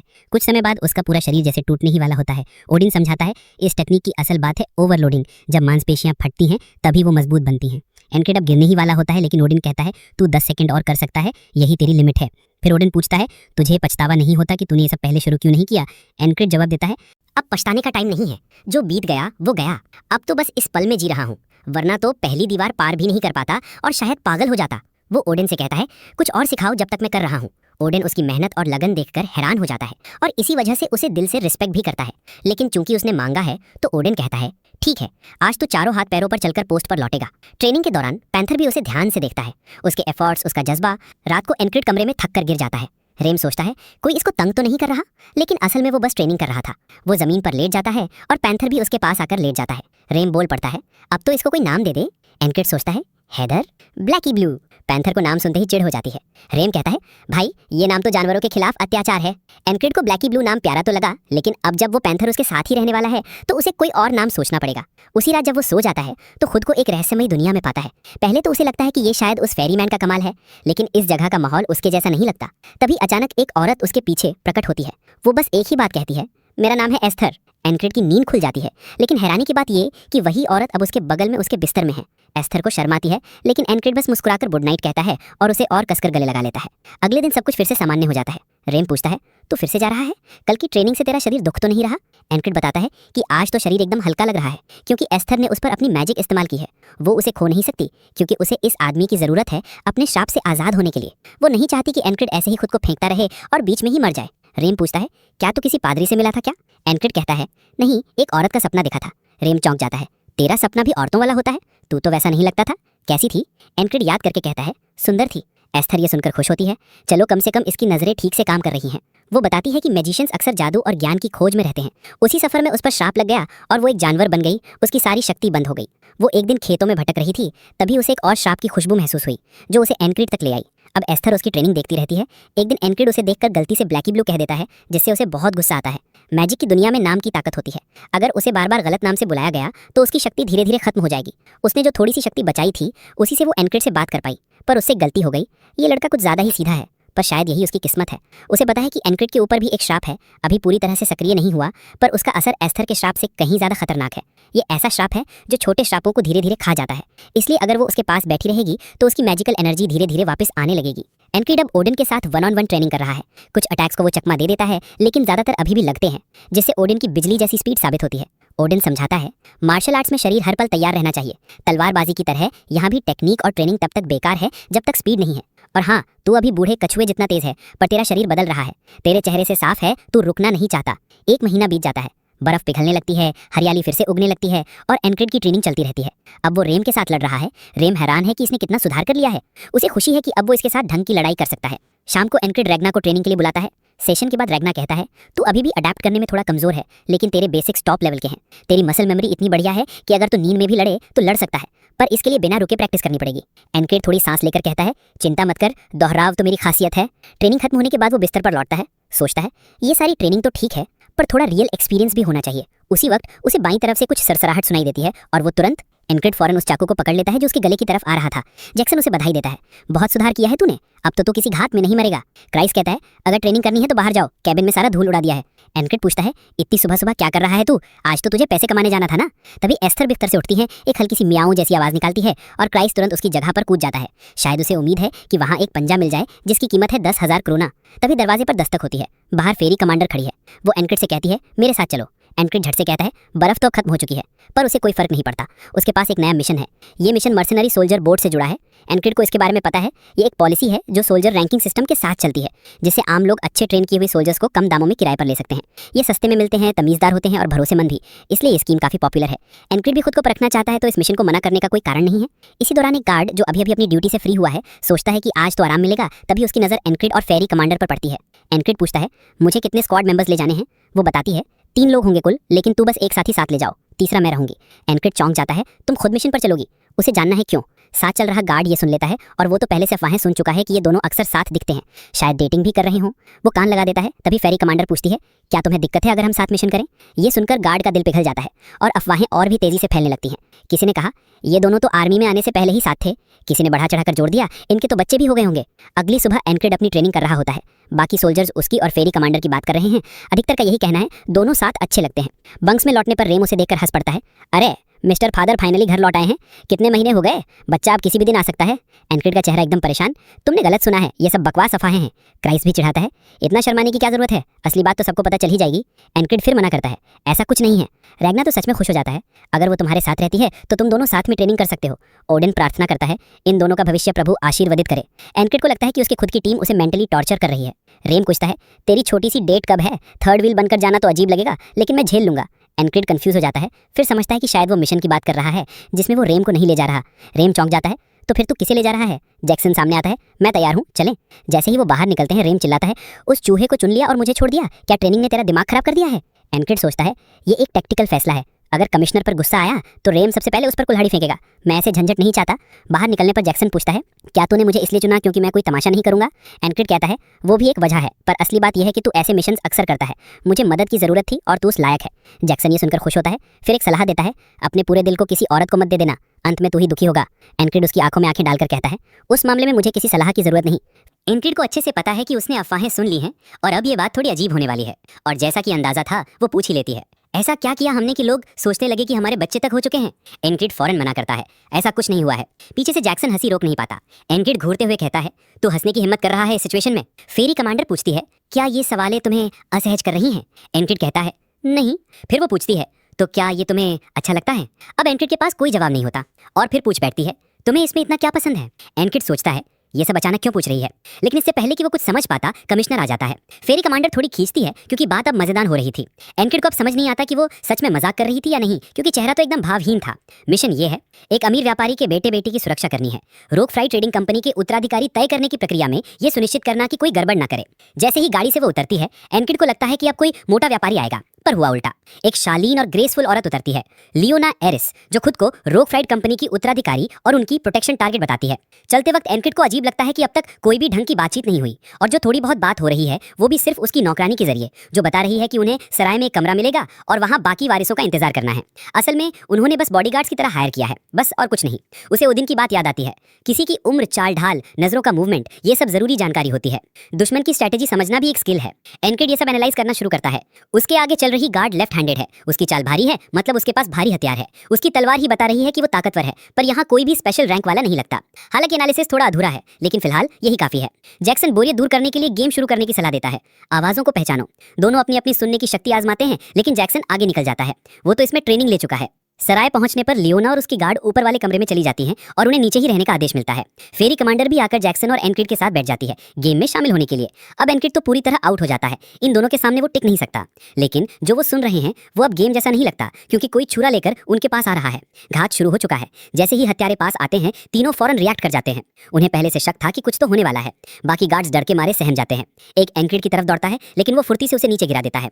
ऊपर से चीखें सुनाई देती हैं और इन मिशनों में कमिश्नर पहली प्राथमिकता होती है, तो एनक्रिड भागता है ऊपर की तरफ। एक हत्यारा उसे रोकने के लिए चाकुओं की बारिश करता है, लेकिन जैक्सन स्टूल लेकर उसके पीछे खड़ा हो जाता है। सभी चाकू रोक लेता है। फेरी कमांडर जमीन साफ कर देती है। हत्यारे अब चिंतित दिख रहे हैं, लेकिन उन्हें अभी भी भरोसा है क्योंकि संख्या में वो ज्यादा है। जैक्सन की फाइट देखती फेरी कमांडर सोचती है, ये लड़का एनक्रिड से कहीं ज्यादा ताकतवर है। असल में टीम के ज्यादातर लोग एनक्रिड से स्ट्रांग हैं, फिर भी सब उसी के ऑर्डर मानते हैं, उस पर भरोसा करते हैं। आखिर कौन है जिसने ये टीम बनाई है? सच कहूं तो काफी दिलचस्प है। वो जो उसकी तरफ दौड़ता है उसे वो बस तलवार सामने रखकर ही खत्म कर देती है। एनक्रिड भी अपनी राह में जो भी आता है उसे आसानी से गिरा देता है। अब उसे इन तुच्छ घातों से कोई फर्क नहीं पड़ता। क्रैंग और हाफ फेरी वाले हत्यारों से भिड़ने के बाद ये सब उसे बच्चों का खेल लग रहा है। एक और हत्यारा उस पर झपटता है। परफेक्ट मौका है अपनी नई बॉडी स्किल्स को आजमाने का। हाँ, वो अभी भी थोड़ा स्लो है, लेकिन उसकी मूवमेंट कहीं ज्यादा फ्लूइड हो गई है। उसे साफ साफ फर्क महसूस हो रहा है। अब का एनक्रिड पहले से काफी बेहतर है। अचानक से लियोना की गार्ड कमरे से बाहर फेंकी जाती है, जिसका फायदा एनक्रिड उठाता है। वो फौरन अंदर घुसता है और देखता है कि एक हत्यारा लियोना के ऊपर झुका हुआ है और एक नौकरानी बचाने की पूरी कोशिश कर रही है। एनक्रिड चाहता है कि वो विसल डाइगर्स का इस्तेमाल करे, लेकिन वो दुश्मन बहुत करीब है और आक्रमण रोक पाना पक्का नहीं है। शायद अगर वो तेजी से आगे बढ़े तो उसे रोक सकता है, लेकिन इतनी तेजी से चलना पावर मांगता है। एक बार उसने किसी को ऐसा करते देखा था। अब वो उसी इंसान को परफेक्टली कॉपी करने की कोशिश करता है। अगर वो थोड़ी भी उस पावर की नकल कर ले तो बस वही काफी है। वो पूरे जोर से आगे कूदता है और आक्रमण के गिरने से पहले एनक्रिड उनके सामने पहुंच जाता है। उसे ठंडी तलवार से झटका लगता है, लेकिन लेदर आर्मर की वजह से कोई कट नहीं लगता। एनक्रिड कहता है, चलो नीचे बात करते हैं, और हत्यारे को पकड़कर खिड़की से बाहर फेंक देता है। वो सीधा अपनी पीठ के बल गिरता है, सांस ही रुक जाती है। एनक्रिड को खुशी है कि गिरने के बावजूद उसे कुछ ज्यादा नहीं हुआ। अब जब ऊपर कोई दुश्मन नहीं बचा तो वो पूरी तरह इसी एक हत्यारे पर फोकस करता है। इतनी ऊंचाई से गिरने के बाद भी वो उठ खड़ा होता है। गट्स वाला बंदा है। वो एनक्रिड से पूछता है, क्या तू बॉर्डर गार्ड है? एनक्रिड जवाब देता है, नहीं। हत्यारा मुस्कुराता है, अच्छा है, मतलब मेरी हारने की कोई वजह नहीं है। एनक्रिड उसे गौर से देखता है। उसके पास अलग अलग लंबाई की तलवारें हैं, फिर भी उसका बैलेंस कमाल का है। शायद वो फ्लोइंग स्वॉर्ड यूज करता है, तो उसका जवाब देना आसान नहीं होगा। हत्यारा कसम खाता है, पहले तुझे मारूंगा फिर उस औरत को। एनक्रिड कहता है, तू ज्यादा बोलता है। इतना सुनते ही हत्यारा झपट पड़ता है। ये एनक्रिड की काफी लंबे समय की पहली सीरियस फाइट है और सामने वाला बंदा कमजोर नहीं है, पर एनक्रिड खुश है। अब उसके पास बहुत सारी नई चीजें आजमाने को हैं। हत्यारा अपनी पोजीशनिंग बदलता है और एनक्रिड तुरंत पहचान लेता है। वेल डू इट स्टाइल है ये। वो पहले वार से बचता है, फिर दूसरे, फिर तीसरे। दोनों पीछे हटते हैं, फिर दोबारा अटैक होता है। एनक्रिड फिर से बच निकलता है। हत्यारा हैरान हो जाता है, ये कोई रैंडम सोल्जर मेरी हर स्ट्राइक कैसे डॉज कर रहा है। एनक्रिड खुद भी उसकी स्किल से इंप्रेस्ड है। मैं जो अब तक नहीं सीख पाया, ये शायद टैलेंट के दम पर कर रहा है। उसकी स्पीड और एक्यूरेसी देखकर लगता है कि ये उस घुसपैठिए की तरह है जिसने उसे बार बार मारा था। अब हत्यारा गुस्से में आगे बढ़ता है, पर एनक्रिड अब उसकी ब्लेड और ट्रैजेक्टरी देख सकता है। वो डबल स्वाइप की कोशिश करता है, लेकिन इससे एनक्रिड को मौका मिल जाता है। वो आगे बढ़कर अपनी तलवार उसकी चेस्ट में घुसा देता है। उसका निशाना दिल पर था, लेकिन थोड़ा मिस कर गया। वो ब्लेड खींचता है और सोचता है, मुझे और बेहतर होना पड़ेगा। शायद रागना या जैक्सन के साथ ट्रेनिंग करनी चाहिए। बाकी हत्यारे सराय से भाग जाते हैं। एनक्रिड उन्हें पकड़ने ही वाला था कि जैक्सन आ जाता है। तेरी फाइट ने काफी अटेंशन खींच ली है। एनक्रिड भागते हुए उन्हें दिखाता है। वो भाग रहे हैं, पर जैक्सन कहता है, हमें उन्हें पकड़ने के लिए हायर नहीं किया गया था। अब जब वो चले गए हैं तो कमिश्नर सुरक्षित है। फेरी कमांडर भी वहां पहुंचती है और कहती है, इतना बुरा नहीं किया तूने। एनक्रिड पूछता है, क्या तुम ठीक हो? तो फेरी कमांडर चिढ़ाते हुए जवाब देती है, वाह कितना टेंशन ले रहा है अपनी महबूबा के लिए। आज तो नींद नहीं आएगी, पेट में जो तितलियां उड़ रही होंगी। एनक्रिड उसे एक उदास सी नजरों से देखता है। दुर्भाग्य से लियोना ने ये सब सुन लिया है। वो पूछती है, तो आप दोनों रिलेशनशिप में हैं? एनक्रिड फौरन साफ इनकार कर देता है, नहीं बिल्कुल नहीं। लेकिन फेरी कमांडर फिर पूछती है, तो ये सब तुम्हारे लिए बस एक मजाक था? अब एनक्रिड को समझ नहीं आता कि कहे तो क्या कहे। बस एक ही ख्याल आता है, इन सबको आखिर हो क्या गया है। लियोना पूछती है, तुम्हारा नाम क्या है? एनक्रिड नाम बताता है तो वो धन्यवाद कहती है, तुमने मेरी रक्षा की, इसके लिए तुम्हें सही तरीके से इनाम मिलेगा। एनक्रिड बस झुककर जवाब देता है, जो जिम्मेदारी दी गई थी वही निभाई। अगले दिन और गार्ड्स भेजे जाते हैं, शायद किसी दूसरी घात की संभावना को देखते हुए। जो कुछ हत्यारे पकड़े गए थे उन्हें आर्मी के हवाले कर दिया गया। एनक्रिड एक टेबल पर अकेले बैठा सोच रहा है, ये लोग थे कौन? कुछ तो बहुत स्किल्ड थे, शायद दूसरे वारिसों ने भेजे थे। तभी लियोना सीढ़ियों से नीचे आती है। एनक्रिड को देखकर चौंकती है, इतनी सुबह सुबह? एनक्रिड कहता है, मेरी शिफ्ट है, निभानी पड़ती है। वो अचानक उसके पास बैठ जाती है और कहती है, मेरे साथ चलो, मैं तुम्हें एक मौका देना चाहती हूँ मेरी पर्सनल फोर्सेज में शामिल होने का। वो बताती है कि रॉक फ्राइट कंपनी अब उस मुकाम पर नहीं है जहाँ होना चाहिए। उनके पार्टनर बहुत ही ताकतवर हैं, जैसे कि बीस्ट लैंड्स के विल्डरनेस के शेपर्ड्स, ड्रैगन हंटिंग में मशहूर black leather guild, glacier rangers जो पैराफ्रॉस्ट के डिफेंडर्स हैं। साथ ही उनका खास नक्शा जो व्यापारिक रूट्स और रीजनल स्पेशलिटीज दिखाता है, इतना वैल्यूएबल है कि कोई अगर उसे बेचे तो बाकी की जिंदगी में उसे कुछ नहीं चाहिए होगा। इतनी ताकत किसी बेवकूफ बेटे को नहीं दी जा सकती। मुझे इस ऑर्गेनाइजेशन को बढ़ाना है और उसके लिए काबिल लोग चाहिए, जैसे कि तुम जैसे लोग जो बिना इनाम मांगे किसी की जान बचा लें बहुत कम होते हैं। इस पोजीशन को पाने के लिए लोग मरते हैं, तुम भी अलग नहीं हो सकते। मैं तुम्हें सब कुछ दूंगी, बस तुम मेरी टीम में शामिल हो जाओ। एनक्रिड तुरंत इनकार कर देता है। लियोना पूछने ही वाली होती है क्यों, लेकिन तभी जैक्सन बीच में आ जाता है। इनकार के बाद दोबारा पूछना शोभा नहीं देता। फेरी कमांडर भी नीचे आती है। वो सही कह रहा है, ये तुम्हारी शान के खिलाफ है। लियोना सब समझ जाती है। अब जब बाकी वारिस आ रहे हैं, वो विदा लेती है तैयारी के लिए। जैक्सन हंसते हुए कहता है, तूने एक रिच को भी फंसा लिया। क्या तू सिर्फ मुश्किल औरतों को ही पसंद करता है? तुझे हर औरत को बहलाना बंद करना चाहिए। एनक्रिड सख्ती से कहता है, ऐसा कुछ भी नहीं हुआ। लेकिन फेरी कमांडर दुखी हो जाती है। मुझे नहीं लगा था कि तुम दो दो नावों में पैर रखोगे। एनक्रिड अब पूरी तरह थक गया है। वो माफी मांगता है, शायद अब मेरे शौक बदल गए हैं। जैक्सन और फेरी कमांडर शॉक रह जाते हैं। वो इस जवाब की उम्मीद नहीं कर रहे थे, और बाकी गार्ड्स जो सुन रहे थे अब सोचने लगते हैं कि एनक्रिड वो टाइप का बंदा है जो अपनी औरत की कदर नहीं करता। इस झूठी मोहब्बत और फर्जी रिश्तों के खेल में एनक्रिड ही हारता दिख रहा है। सूरज उगता है और तभी क्राइस भी आता है। उसे सब कुछ सुनने को मिल चुका है। वो कहता है, कमिश्नर के साथ रात बिताई ना? गार्ड हैरान है, अब तो तू रिच औरतें भी फंसाने लगा है। सच में दिल तोड़ने वाला बन गया है तू। एनक्रिड पूछता है, क्या तू मुझे चिढ़ाने आया है? क्राइस कहता है, नहीं, गिलफ्रेंड गिल्ड की रिपोर्ट देने आया हूँ। टॉप पर रहना जरूरी है। एनक्रिड कहता है, अच्छा किया तू आया, मुझे भी एक जरूरी काम करना है। वो अब भी उन हत्यारों के पीछे जाना चाहता है जो बच निकले थे। उसे पता करना है वो कौन है और आगे क्या करने वाले हैं। रेनोस रॉकफ्राइड मर्चेंट एसोसिएशन का पुराना मालिक था, एक सम्मानित व्यापारी जिसकी व्यापारिक समझ बहुत तेज थी। उसे अपनी स्टेप डॉटर लियोना में वही सूझबूझ दिखती थी, इसलिए उसने उसे उत्तराधिकारी माना।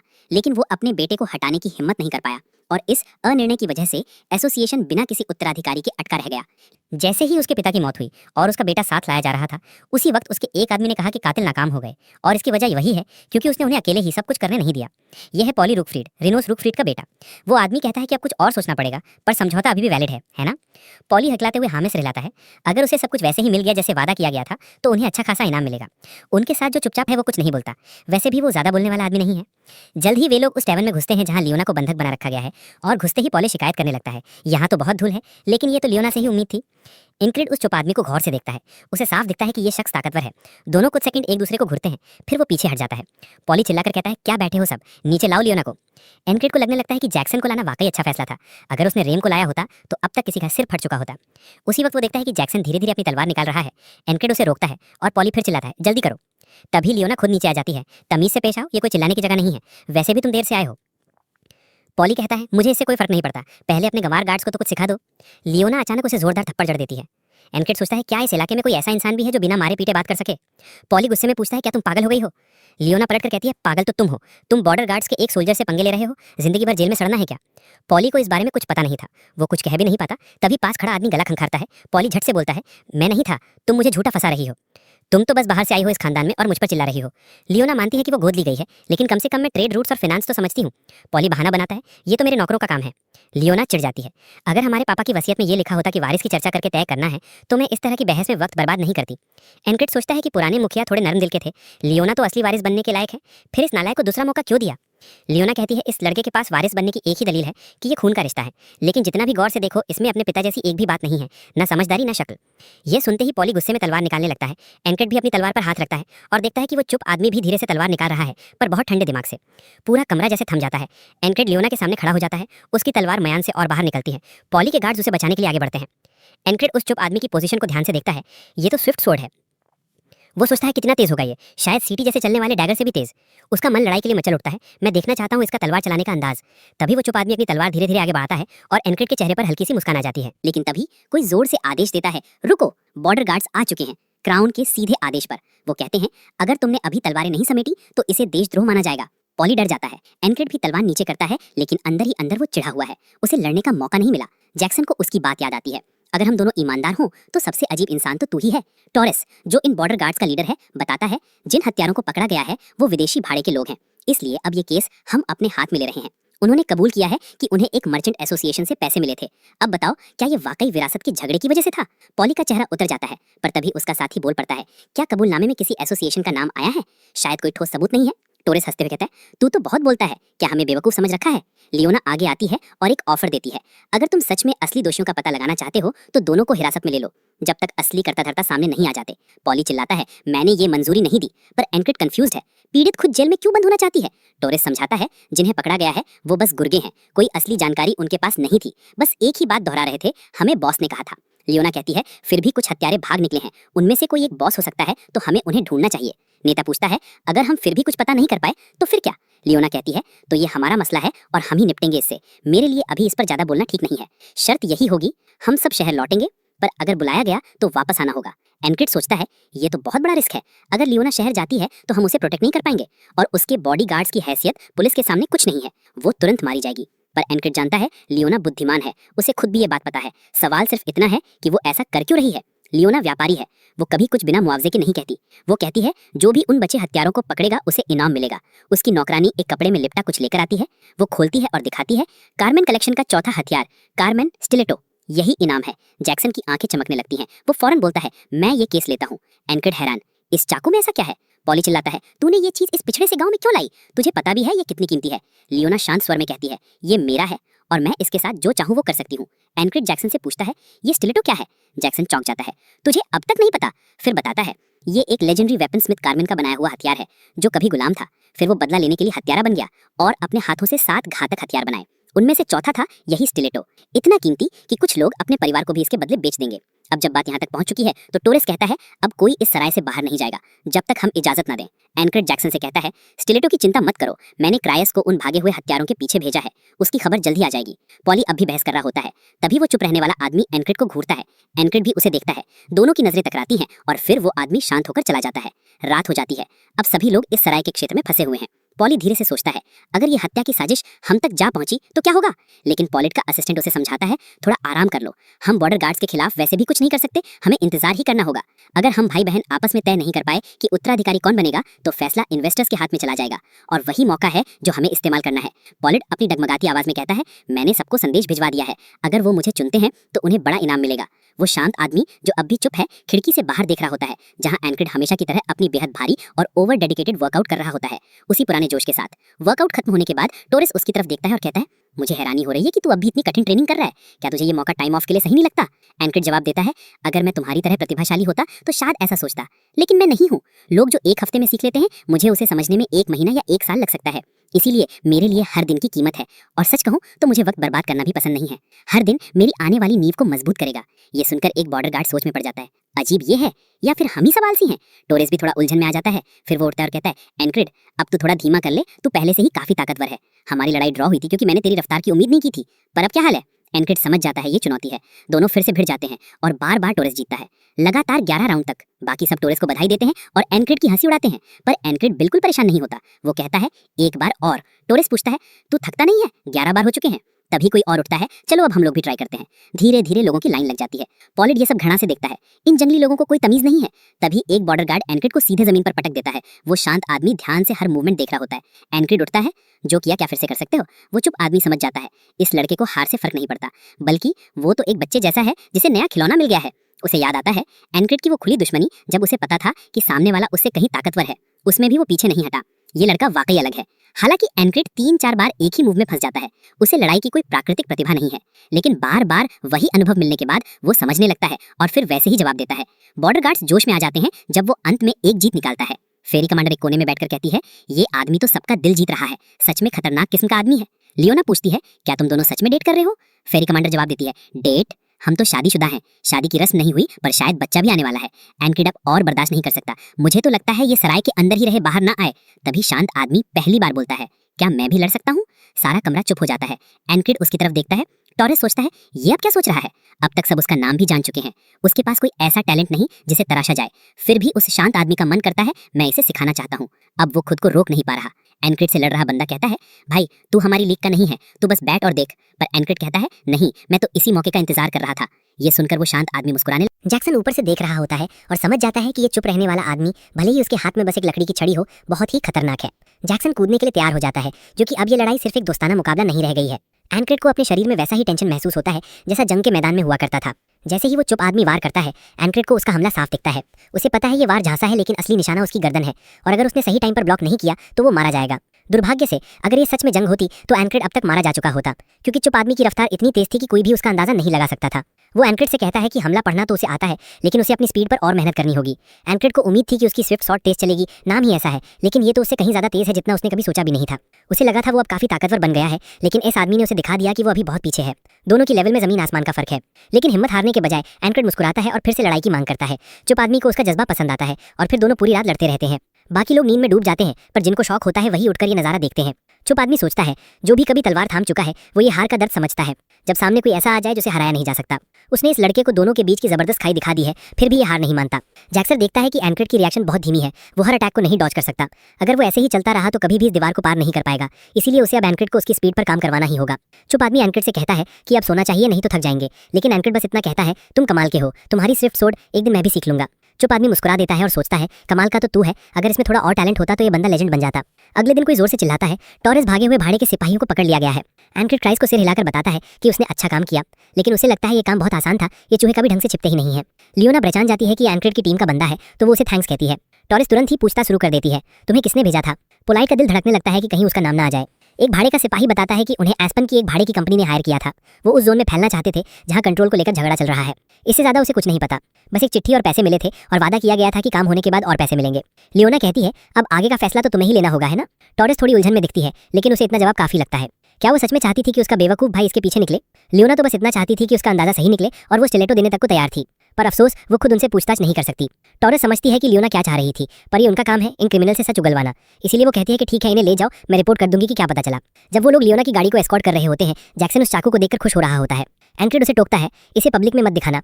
उसने जैक्सन को इतना खुश कभी नहीं देखा, ऐसा लग रहा है जैसे कोई बच्चा टॉफी की दुकान में आ गया हो। क्राइस उसे हंसते हुए कहता है, लियोना से प्यार मत कर बैठना, वो बड़ी ही डरावनी औरत है। लेकिन एनक्रिड की ऐसी कोई मंशा नहीं थी। क्राइस को ये भी अजीब लग रहा है, चाहे जो भी सोचे इसके पीछे पोलाइट ही है। पर कल एक अजीब बात हुई थी। जब वो लोग उन सिपाहियों को पकड़ने गए थे, एक अनजान आदमी आया और उसने क्राइस को पहचाना, न सिर्फ उसके नाम और टीम से, बल्कि गिल्फिन गिल्ड बॉस के टाइटल से भी। उसने बताया कि वो लियोना के लिए काम करता है। उन्हें पहले से पता था कि वो भाड़े के लोग कहाँ हैं और गिल्फिन गिल्ड के बारे में सब कुछ मालूम था। उन्होंने मिलिट्री को पैसे देकर छुड़वाने की डील की थी और कहा था कि सराय में वही कहानी सुनाना है। एनक्रिड को समझ नहीं आता, अगर पोलाइट इसके पीछे निकला तो लियोना को नुकसान कैसे हुआ। लियोना कहती है, चलो राहत है मेरा भाई इसके पीछे नहीं है, नहीं तो पापा के नाम पर भी दाग लग जाता। एनक्रिड सोचता है शायद ये सिर्फ अपने पिता की वफादारी के लिए था, पर फिर वो खुद ही सोचती है, नहीं, उसे ऐसी चीजों से कोई मतलब नहीं है, छोड़ो, जाने दो। एनक्रिड पूछता है, क्या सब कुछ ठीक रहेगा? बॉर्डर के बाहर वो लोग लियोना की हिफाजत नहीं कर पाएंगे। अगर पोलाइट ने हमला कर दिया तो वो अकेली रह जाएगी। लियोना मुस्कुराकर कहती है, चिंता मत करो, सब पहले से सेट है। जैसे ही वो लोग शहर के गेट पर पहुंचते हैं, वहां पहले से कुछ सिपाही खड़े हैं। उनके सामने एक अफसर खड़ा है और खुद को रोकफ्रीड मर्चेंट एसोसिएशन का गार्ड कमांडर मैटिस बताता है। वो कहता है कि वो नए लीडर को एस्कॉर्ट करने आया है, लियोना को, जिसे एसोसिएशन के सभी स्टेक होल्डर्स ने एक मत से चुना है। सारे सिपाही लियोना के सामने घुटनों पर झुक जाते हैं। एनक्रिड सोचने लगता है, लियोना ने क्या कर दिखाया। उसे जानबूझकर यहाँ रोका गया, लेकिन उसने इस दौरान ही वोटिंग करा ली और सबको अपने हक में कर लिया। वफादारी, फैसले की ताकत और सही जानकारी, उसने हर चीज को एक हथियार की तरह इस्तेमाल किया। वो सच में एक खतरनाक औरत है। लियोना चाहती है कि वो फिर से उसकी टीम में शामिल हो, लेकिन खुल के कहना उसे शोभा नहीं देगा। एनक्रिड में एक अलग ही बात है, वो ऐसा इंसान है जिसे देखकर लोग उसका साथ देना चाहते हैं। वो बस उम्मीद करती है कि आगे चलकर दोनों फिर मिले और एक दूसरे की मदद करें। एनक्रिड उसका हाथ थामता है और हामी भर देता है। तभी पोलाइट अपनी गाड़ी से कूदकर बाहर आता है और सिपाहियों पर चिल्लाता है, तुम लोग क्या कर रहे हो? तुम लोग मेरे पापा के भरोसे से उठे हो और आज उसी को धोखा दे रहे हो। मैटिस उसे रोकते हुए कहता है, अपने बाप का नाम बदनाम मत कर, तू उसके नाम का भी लायक नहीं है, इतनी बेवकूफ़ी करता है तू। पोलाइट की गाड़ी में बैठे लोग सोचते हैं कि ये तो पूरी तरह फेल हो गया है, लेकिन चुप आदमी कहता है, हमारा मकसद पूरा हुआ। अब हमें ये पता है कि रोकफ्रीड एम्पायर की लीडर एक चालाक औरत है और एक ऐसा सोल्जर भी है जो शायद आने वाले टाइम में पूरी दुनिया को हिला दे। जब वो ट्रेनिंग कर रहे थे, चुप आदमी ने एनक्रिड से कहा था, अपनी तलवार नीचे कर, मैं तेरी ताकत और मेहनत की कदर करता हूँ, लेकिन साथ में ये भी बोला था कि तेरे पास अभी कोई टैलेंट नहीं है। ये बात कड़वी है लेकिन सच्ची है। एनक्रिड ने ये बात बहुत बाद में सुनी थी, लेकिन पहले कभी उसने किसी की नहीं सुनी थी और वो आज यहाँ तक पहुंच गया है। उस दिन के बाद चुप आदमी बिना कुछ बोले वहां से चला गया। वो उनकी आखिरी मुलाकात थी। कैंप में अगली सुबह एनक्रिड की आंख खुलती है। रेम उसे देखकर कहता है, मेरा नाम मत लेना, तू तो वैसे भी उस बिल्ली नुमा कमीने के साथ टाइम बिताने वाला है। एनक्रिड समझाता है कि वो असल में ट्रेनिंग करना चाहता है और रेम की जरूरत है। ये सुनकर रेम का चेहरा खुशी से चमक उठता है। एनक्रिड को स्विफ्ट स्वॉर्ड के लिए चाहिए पहले तो वो फैसला लेने की काबिलियत, जिससे वो सबसे छोटा और असरदार रास्ता पकड़ सके, और फिर चाहिए वैसी स्पीड जो उसके पूरे शरीर में बिना अड़चन के बह सके। वो एक झटके में रेम को खरोच देता है और रेम कंफ्यूज हो जाता है। एनक्रिड अब उसे तेज हो गया है, सिर्फ बार बार की मेहनत की वजह से। रेम मान लेता है कि हाँ भाई, तूने अब समझ लिया है कि तेज वार कैसे करते हैं, तो अब मेरी बारी है, मैं भी और तेज हूंगा। एनक्रिड समझ नहीं पाता, लेकिन तभी रेम दोगुनी स्पीड से उस पर हमला करता है, सीधा उसकी गर्दन की तरफ, और एनक्रिड को पीछे हटना पड़ता है। वो हैरान रह जाता है कि रेम का एक्स तो तेज था ही, लेकिन अब तो वो किसी गोले की तरह लग रहा है। एनक्रिड जानता है कि उसने तरक्की की है, लेकिन सफर अभी लंबा है। शाम को जब वो अकेले ट्रेनिंग कर रहा होता है, उसे अचानक लगता है कि कोई उस पर वार करने वाला है और वो पहले से ही ब्लॉक कर देता है। जैक्सन खुश होता है, तेरी आंखें और कान दोनों अब सही काम कर रही हैं, अब इनकी ट्रेनिंग की जरूरत नहीं। एनक्रिड नहीं समझ पाता, तूने ये सब सिर्फ चेक करने के लिए किया? जैक्सन हाँ में सर हिलाता है, अभी के लिए हाँ, लेकिन अब ध्यान दे। अचानक एनक्रिड को जैक्सन का किलिंग इंटेंट महसूस होता है और उसका दम घुटने लगता है। जैक्सन कहता है ये उस इरादे की भावना है जो किसी को मारने की नीयत से आती है। अगर तू आंखों या कान से हमले को नहीं पहचान सकता तो तू इस चीज को पहचानना सीखेगा। ये वो स्किल है जो इंसान को 5 इंद्रियों से आगे ले जाती है, एक तरह का छठी इंद्री टाइप का सेंस। मैं तुझे ये सिखाऊंगा, लेकिन बदले में वो स्टिलेटो मुझे चाहिए। एंक्रेड मुस्कुराता है, उसे खुशी है कि सीखने के लिए अभी बहुत कुछ है, मतलब ये सफर अभी बहुत मजेदार होने वाला है। जैक्सन समझाता है कि छठी इंद्रिय असल में इंसान की इंस्टिंक्ट्स यानी फितरत पर निर्भर करती है। वो सिर्फ अपनी परसेप्शन पर भरोसा नहीं कर सकता क्योंकि वो 5 इंद्रियों पर आधारित होती है। उसका दिशा सूचक सेंस, उसका मूवमेंट और वो तरीका जिससे एक शिकारी अपने शिकार को पकड़ता है, ये सब उसके इंस्टिंक्ट से आते हैं। अगर एंक्रेड बार बार इस अलर्ट मोड में लड़ाई करता रहेगा तो धीरे धीरे वो बुरी नीयत भी महसूस करना सीख जाएगा। चाहे वो कितनी भी मेहनत कर ले, ये चीज उसे तुरंत नहीं आएगी, पर जैसे जैसे ट्रेनिंग चलेगी उसकी छठी इंद्री भी जाग जाएगी।